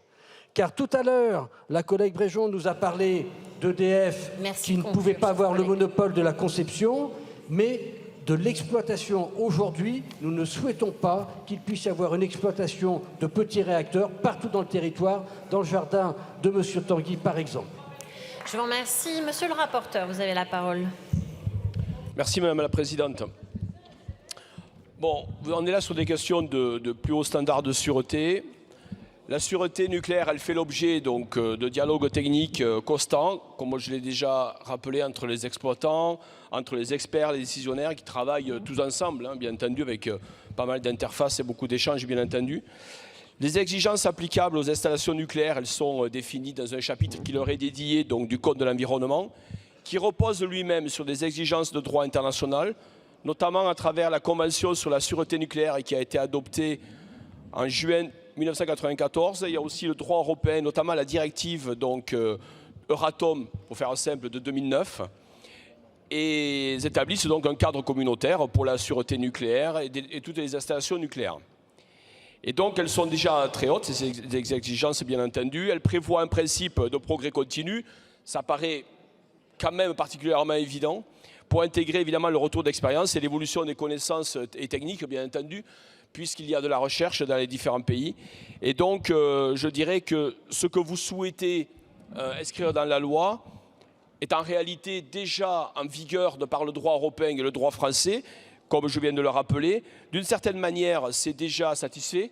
Et donc, c'est la raison pour laquelle je pense sincèrement vous demander le retrait de cet amendement, même si j'ai peu d'espoir que vous suiviez mon conseil. Donc, avis défavorable, si pas de retrait. Je vous remercie. Monsieur le ministre, vous avez la parole. Je vous remercie. Alors, Monsieur Le Seul, est-ce que vous maintenez votre amendement? Je maintiens, Madame la Présidente. Je vous remercie. Monsieur Millienne, vous avez la parole. Oui, merci Madame la Présidente. J'avoue que moi je ne suis pas un expert du nucléaire, contrairement à certains de l'autre côté. Mais j'avoue que je ne comprends pas bien vos propos.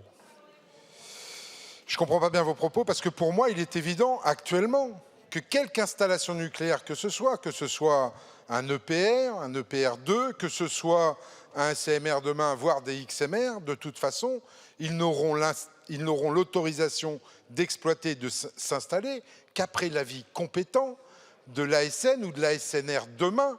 Donc là, vous êtes en train presque de faire croire à nos concitoyens que les personnels de l'ASN aujourd'hui ne remplissent pas leur boulot et qu'ils ne le rempliront pas demain. C'est un petit peu dommage quand même pour des gens dont on loue à la fois l'efficacité et le professionnalisme.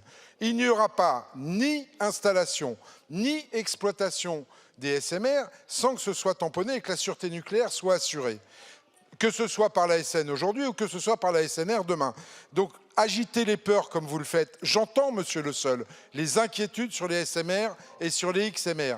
Mais croyez bien que l'ASN aujourd'hui et demain dans sa nouvelle structure veille au grain et n'autorisera aucune exploitation qui présente le moindre danger.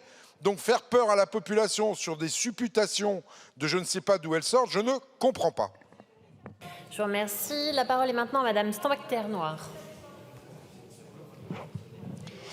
Merci Madame la Présidente. Donc évidemment, nous sommes en soutien de cet amendement du collègue Le Seul, puisque le risque de faire passer des considérations autres que celles de la sûreté par-dessus celle de la sûreté est effectivement le risque majeur de ce texte. Mais j'en profite pour revenir sur ce qui a été dit juste avant, parce que j'étais vraiment contente, Monsieur le ministre, Monsieur le rapporteur, de vous entendre enfin vous intéresser à la vie des salariés du nucléaire. Et justement, il ne s'agit absolument pas de les opposer les uns aux autres, puisque je vous rappelle qu'ils sont tous majoritairement opposés à votre réforme, que ce soit les salariés de l'IRSN, ceux de la SN, comme ceux du CEA. Si, c'est tout à fait vrai.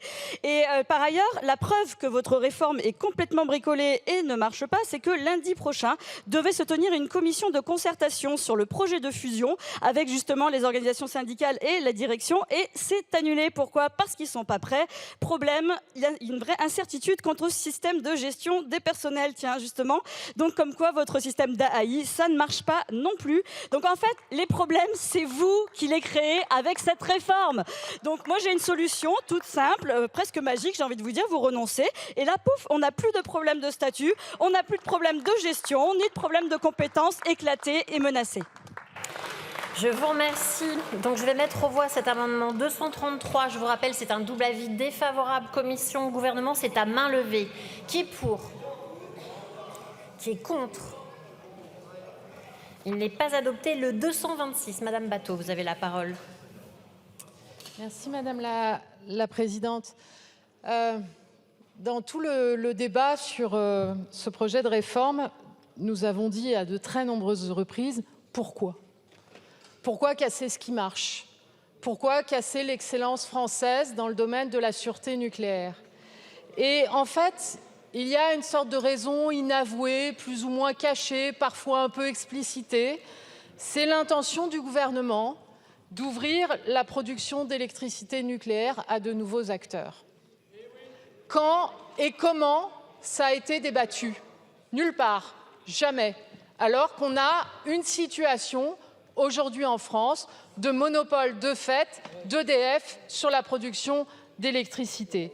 Et ces fameux acteurs, nouveaux acteurs, dans les auditions pour ce projet de loi, on m'a rapporté que c'était les plus virulents contre l'ASN et contre l'IRSN, que c'est eux qui tiennent ce discours de tous ces enquiquineurs de la sûreté nucléaire, qui ont des normes et qui ont des exigences, etc. Donc pour nous, les choses sont très claires, c'est non, c'est le sens de cet amendement 226. Et je veux apporter une réponse à notre collègue Bruno Millienne.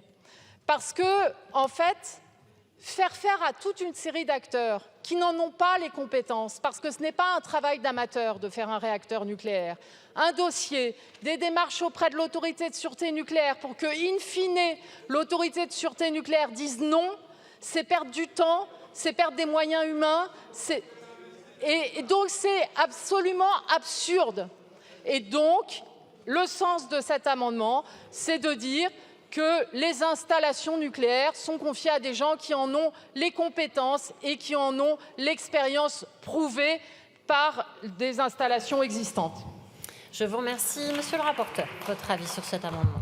Merci Madame la Présidente. Alors, on l'a eu en sous-amendement hier soir et je m'étais exprimé dessus. Je redonne comme hier soir le même avis défavorable. Je pense que Monsieur le ministre apportera des précisions.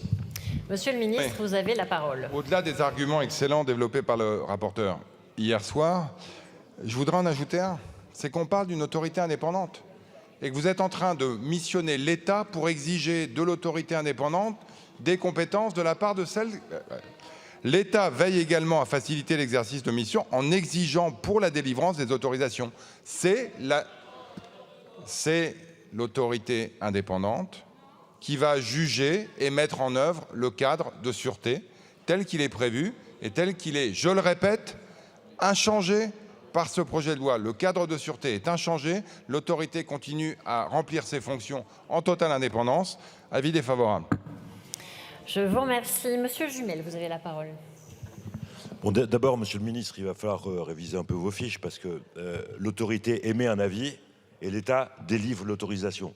Et donc, lorsqu'on inscrit dans la loi, comme vient de le faire Delphine Batho, que l'État, lorsqu'il délivre les autorisations, conditionne cela à l'expertise et l'expérience de ceux qui sollicitent la possibilité d'exploiter ou d'installer, elle est évidemment conforme à ce que le droit prévoit.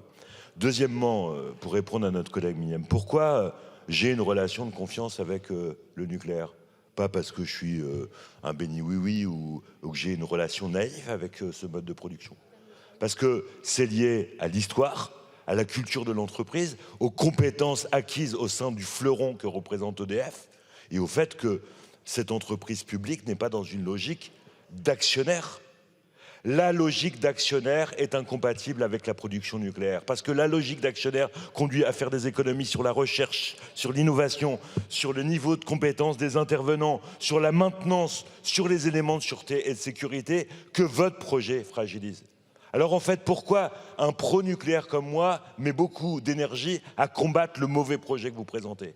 Parce que je pense que c'est un cheval de Troie des libéraux que vous êtes pour accélérer le démantèlement, la privatisation, la mise sur le marché, la mise à l'encan de ceux qui veulent faire du beurre en matière de production énergétique. Et au fur et à mesure où vous vous dévoilez sur les raisons intimes de ce mauvais projet, c'est ça qui est en arrière-plan et c'est ce qui motive notre opposition au projet.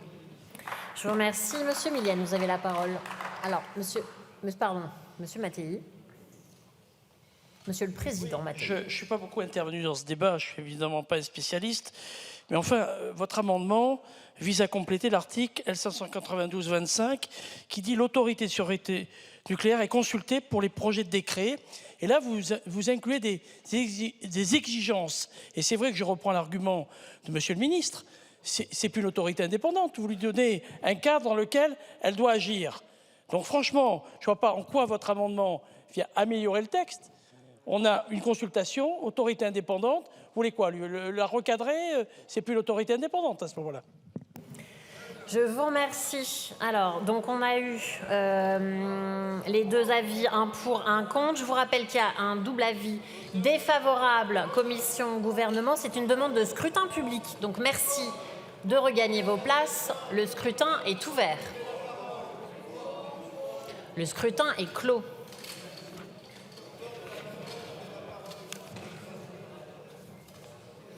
Donc votant 135, exprimé 134, majorité 68, pour 45, contre 89, l'Assemblée nationale n'a pas adopté. Nous en arrivons à l'article 2 et j'ai des inscrits sur l'article 2. La première, c'est Madame Lernoux. Vous avez la parole. Merci Madame la Présidente. Un moment un peu spécial quand on entend qu'il faut simplifier, rendre la loi moins bavarde. Et quand on voit la manière dont cette loi a été ficelée, on ne peut que constater et déplorer que les députés, La représentation nationale, aujourd'hui, vous allez le voir à travers cet article, doit se prononcer sur quoi? Sur le règlement intérieur de la nouvelle autorité. Avez-vous souvent, mes chers collègues, légiféré sur les règlements intérieurs des différentes autorités? Et pourquoi avons-nous besoin de légiférer sur le règlement intérieur de la nouvelle autorité? Parce qu'en fait, on n'a pas inscrit dans la loi, ce qui est de là notre devoir, pas de légiférer sur un règlement intérieur, mais sur la loi, sur la nécessaire séparation entre l'expertise et la décision. Et donc, malgré le fait qu'on veut simplifier, rendre les choses moins bavardes, en réalité, on complexifie à tour de bras. Les problèmes qui n'ont pas été réglés, les inquiétudes et les doutes qui ont été élevés au Sénat, comme ici, dans tous les groupes, y compris ceux de la majorité, se retrouvent confinés à un fragile règlement intérieur qui, bien qu'inscrit dans la loi, pourra, beaucoup plus facilement que la loi, se faire modifier. Car qui dit autorité indépendante dit aussi, et ça nous est allègrement rétorqué par aussi bien Monsieur le ministre que Monsieur le rapporteur, qu'il faut faire confiance aux experts. Sauf que moi, je suis tout à fait d'accord pour faire confiance aux experts, mais dans un cadre que le législateur a prévu, avec des choses et des missions qui sont clairement définies. Sauf qu'on ne vote non seulement pas de manière éclairée, le débat qu'on vient d'avoir sur API-AI est de ce point de vue assez éloquent. On n'a même pas voté contre un amendement de notre collègue Saint-Huil sur le fait d'avoir un rapport. On n'a même pas de rapport qui nous dit quelle aurait été la structuration juridique la meilleure. Et donc, mes chers collègues, je pense que l'article 2 démontre toute l'ineptie de ce projet de loi et l'impréparation de ce projet de loi. Je vous remercie. Monsieur Lenné, vous avez la parole. Il faut vous inscrire. Merci, Madame la Présidente. Nous sommes le 12 mars 2024 et donc ça fait donc 13 ans et 1 jour que la catastrophe de Fukushima a commencé. Suite à cette catastrophe, le Parlement japonais a mis en place une commission indépendante, de même que le gouvernement. Qu'est-ce que nous dit la commission mise en place par le gouvernement japonais ? La responsabilité de l'accident réside principalement dans la négligence de l'opérateur et plus en amont dans l'absence d'indépendance de l'organe de réglementation et dans sa complaisance à l'égard de TEPCO, l'opérateur. La catastrophe n'a pas été naturelle, mais humaine. Pourquoi je vous dis ça? C'est parce qu'il me semble que le projet de loi qu'on examine actuellement contient les ingrédients de ce qui est décrit là. D'abord parce qu'on va tout réunir dans une seule entité, on va mettre l'expert sous le poids du décideur et on va donner d'une certaine façon tout pouvoir à l'ASN existante. Et comme on va examiner maintenant le règlement intérieur, je vais vous évoquer l'article de Mediapart qui date de 2016 que j'ai déjà évoqué en commission la semaine dernière. Vous me direz jusqu'à quel point on peut croire les journalistes, je vous laisserai juger. Cet article de Mediapart nous dit que à l'agence de l'ASN de Caen, on avait plusieurs agents qui travaillaient notamment sur le chantier de l'EPR de Flamanville. 2 sont partis en burn-out. Pour quelle raison? Parce qu'ils ont constaté qu'il y avait plusieurs irrégularités et manquements d'EDF sur ce chantier, voire même des incidents. Ils ont voulu opérer des signalements. Qu'a fait la direction de l'ASN? Elle a pris parti pour EDF plutôt que pour ses agents. Donc le problème, c'est la direction de l'ASN qui s'oppose à ses agents à chaque fois qu'EDF lui demande. Elle a permis l'autorisation d'EDF d'enfreindre la loi, malgré l'intervention du procureur. Elle est même allée jusqu'à accorder une révision de la réglementation parce que ça n'arrangeait pas EDF, l'exploitant, qui essaye tant bien que mal de construire son EPR à Flamanville. C'est la raison pour laquelle nous allons aborder cet article 2 avec un amendement de suppression qui sera défendu par ma collègue Anne Stambach-Ternoir et que nous allons tout faire pour maintenir l'indépendance de l'expert vis-à-vis du décideur. Je vous remercie. Monsieur Gérard Le Seul, vous avez la parole. Merci Madame la Présidente. Nous n'avons toujours pas compris. Et, Monsieur le Ministre, vous n'avez toujours pas répondu à la question que nous avons posée à de nombreuses reprises. Pourquoi cette réforme? Nous avons d'ailleurs demandé en commission développement durable que nous puissions avoir connaissance du rapport Ververde qui, visiblement, a fondé la décision du président de la République, qui l'impose aujourd'hui au gouvernement et à sa majorité minoritaire.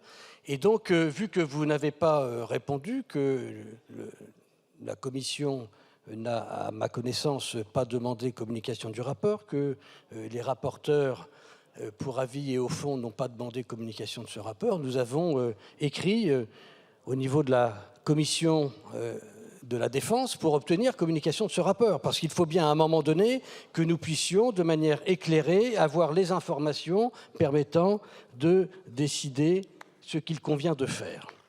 Et puis, Monsieur le ministre et Monsieur le rapporteur, vous nous avez à plusieurs reprises rappelé que le statut d'autorité administrative indépendante qui avait été choisi finalement en 2006 l'avait été pour l'ASN, et donc c'est un bon statut. Vous omettez tout simplement votre propre projet de réforme. Vous fusionnez deux entités différentes et vous voulez lui conserver le même statut d'AAI. Cela me semble totalement déraisonnable. Et puis enfin, venons-en au cœur de cet article 2. Le Sénat, j'ai envie de dire, dans sa sagesse, a apporté des améliorations au texte et des précisions sur la séparation des activités de ces autorités de sûreté pour que nous puissions avoir confiance. Vous renvoyez systématiquement au règlement intérieur, d'une part, et d'autre part, vous avez tenté systématiquement de supprimer des avancées et des amendements de nos collègues sénateurs. C'est absolument regrettable. C'est pour cela que nous voterons contre cet article 2 et que nous aurons un amendement de suppression défendu par mon collègue Potier. Je vous remercie. Donc nous en arrivons effectivement aux amendements de suppression. Le premier, Monsieur Jumel, c'est vous qui le défendez. Vous avez la parole. Monsieur le ministre, monsieur le rapporteur, je veux vous le dire avec une certaine forme de gravité et de solennité. Sur la question de la relance du nucléaire, il était possible de construire une forme de consensus élargi, tellement les objectifs liés à la lutte contre le réchauffement climatique, à l'importance qu'il y a de mettre en œuvre une politique de production énergétique pilotable pour faire face à l'électrification des usages, sont des enjeux majeurs. Votre comportement dans ce débat, votre incapacité à répondre aux questions de fond dans ce débat, votre incapacité à justifier d'une manière sérieuse et convaincante les motifs de cette réforme sont en train de fragiliser ce consensus.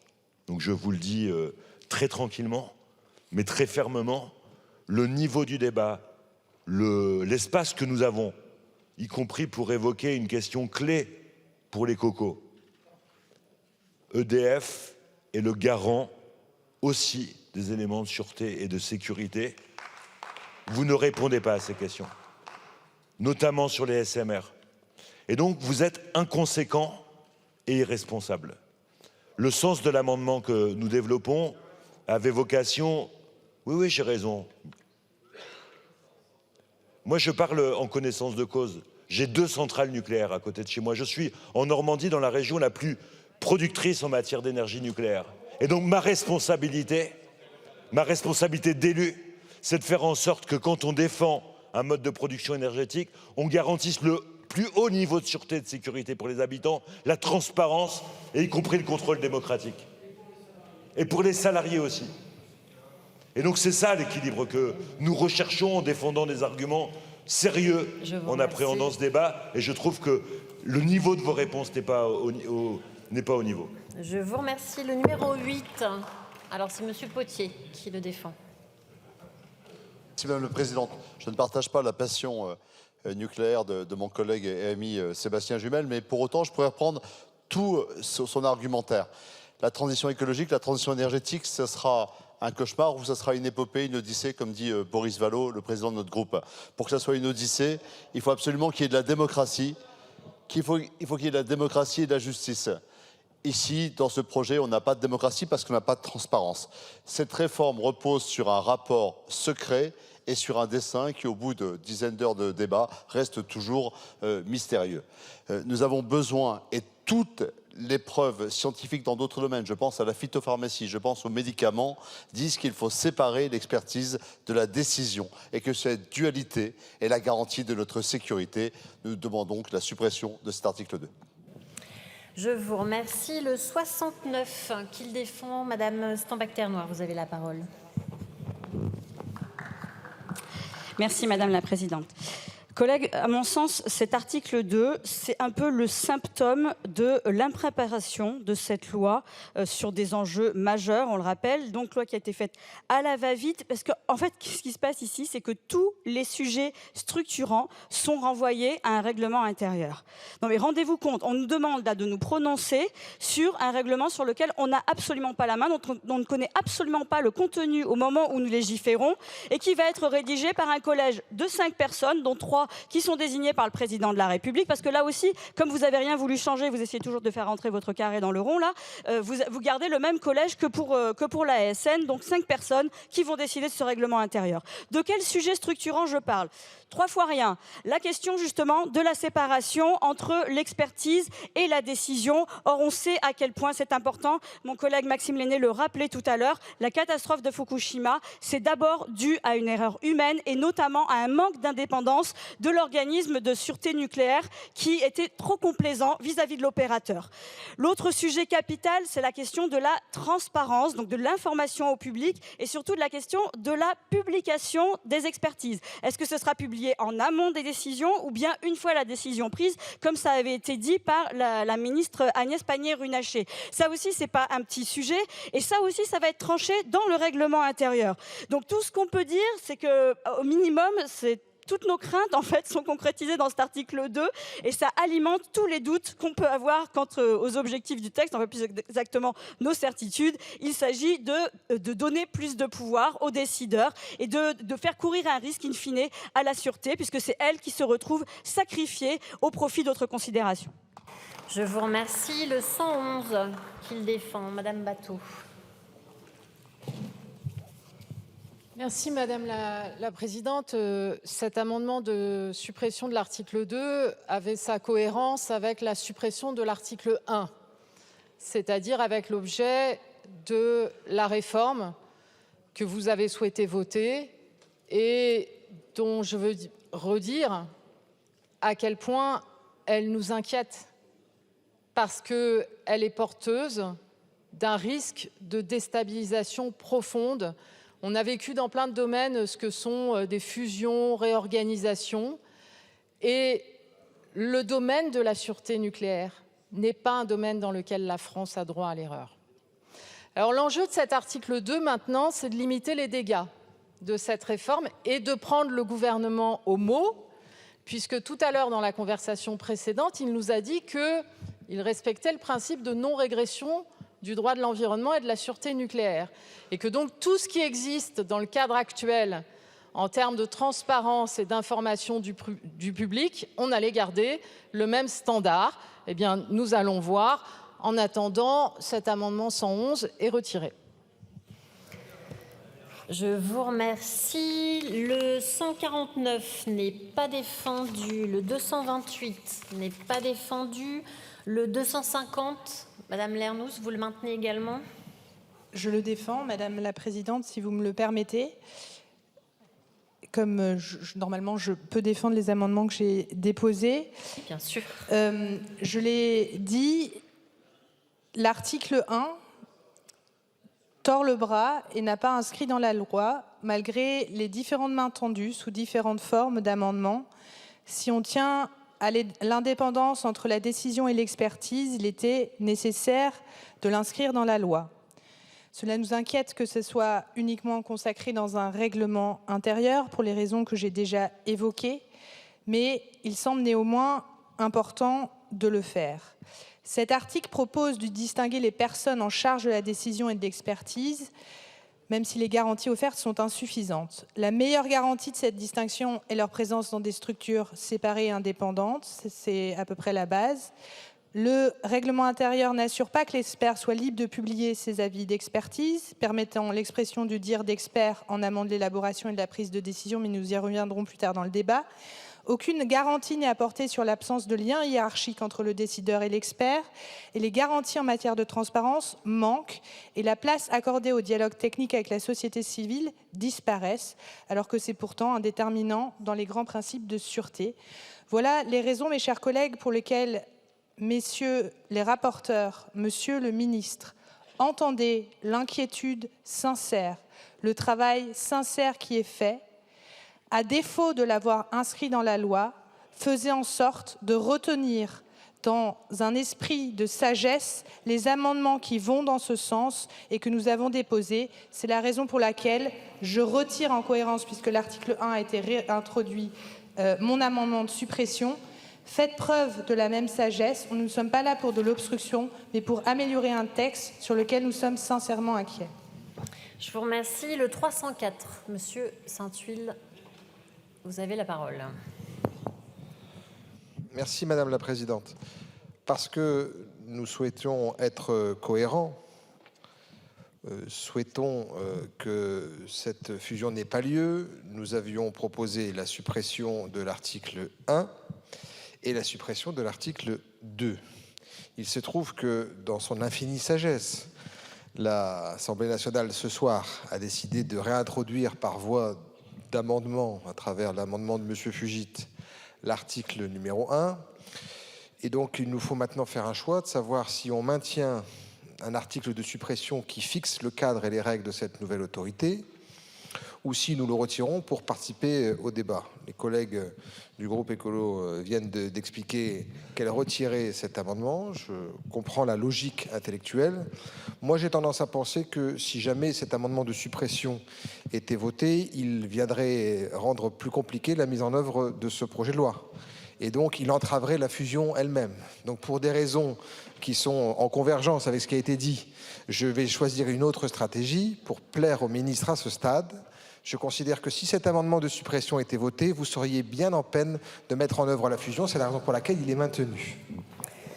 Je vous remercie. Monsieur le rapporteur, vous avez la parole. Merci Madame la Présidente. Alors en effet, cet article 2, il est là pour fixer les règles de déontologie, d'indépendance et de transparence de la nouvelle autorité. Et c'est vrai que maintenant que nous avons rétabli l'article 1, M. Saint-Huil, on commence à converger, vous voyez. Et il faut évidemment qu'on puisse fixer ces règles. Dans un premier temps, dans le projet de loi initial, tout était renvoyé au règlement intérieur. Et d'ailleurs, le règlement intérieur, ceci dit, va être rendu public, on pourra discuter dessus, on y reviendra plus loin dans d'autres articles. Ceci dit, le Sénat, peut-être dans sa grande sagesse, il a un petit peu modifié les choses. Il a maturé le texte, je dirais, sur ce sujet-là, et il a voulu renforcer un petit peu la crédibilité de ce qui a été fait, en élargissant un petit peu le contenu de l'article 2. Et en commission de développement durable et d'aménagement du territoire, M. Jumel, là où je peux vous dire beaucoup plus de réponses que vous ne le pensez, je ne pense pas être aussi irresponsable que vous l'avez dit tout à l'heure, eh bien, j'ai souhaité m'inscrire dans cette lignée-là, et j'ai même voulu consolider un certain nombre de points.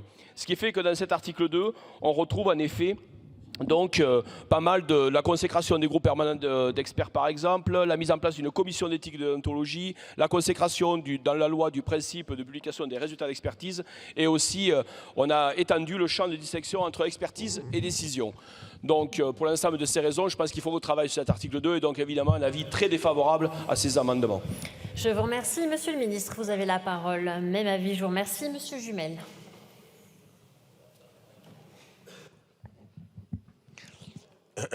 Comme vous avez refusé de graver dans le marbre de la loi la distinction, la dualité qui fait l'originalité du modèle français, et comme vous avez refusé d'ailleurs tous les arguments que l'opposition que nous sommes avons développés à l'article 1, eh bien l'article 2 trouve une légitimité, puisque vous renvoyez au règlement intérieur la définition le rôle du collège de la SNR avec l'appui de la commission éthique et de déontologie. Vous renvoyez au règlement intérieur de la nouvelle autorité les règles de partage entre les missions d'expertise et de contrôle lors d'une saisine de l'autorité. Et vous renvoyez également au règlement intérieur les modalités de publication des avis de recherche de la nouvelle institution. Dans ces conditions, nous pensons qu'il faut ne plus supprimer l'article 2 pour pouvoir y travailler. Mais j'attire quand même votre attention. Travailler sur la sûreté et sur la sécurité, c'est tenir comme à la prunelle de nos yeux à la relation de confiance qu'il doit y avoir entre nos concitoyens, les salariés en charge de mettre en œuvre la politique énergétique, et y compris ceux en charge de la contrôler, et l'exploitant. Pour que cette relation de confiance existe, il faudrait que dans l'élaboration de la loi, dans la construction de la loi, les amendements de l'opposition soient entendus, proposés. Or, pour l'instant, vous êtes fermés, bloqués comme des huîtres, ce qui n'est pas de nature à consolider la relation de confiance.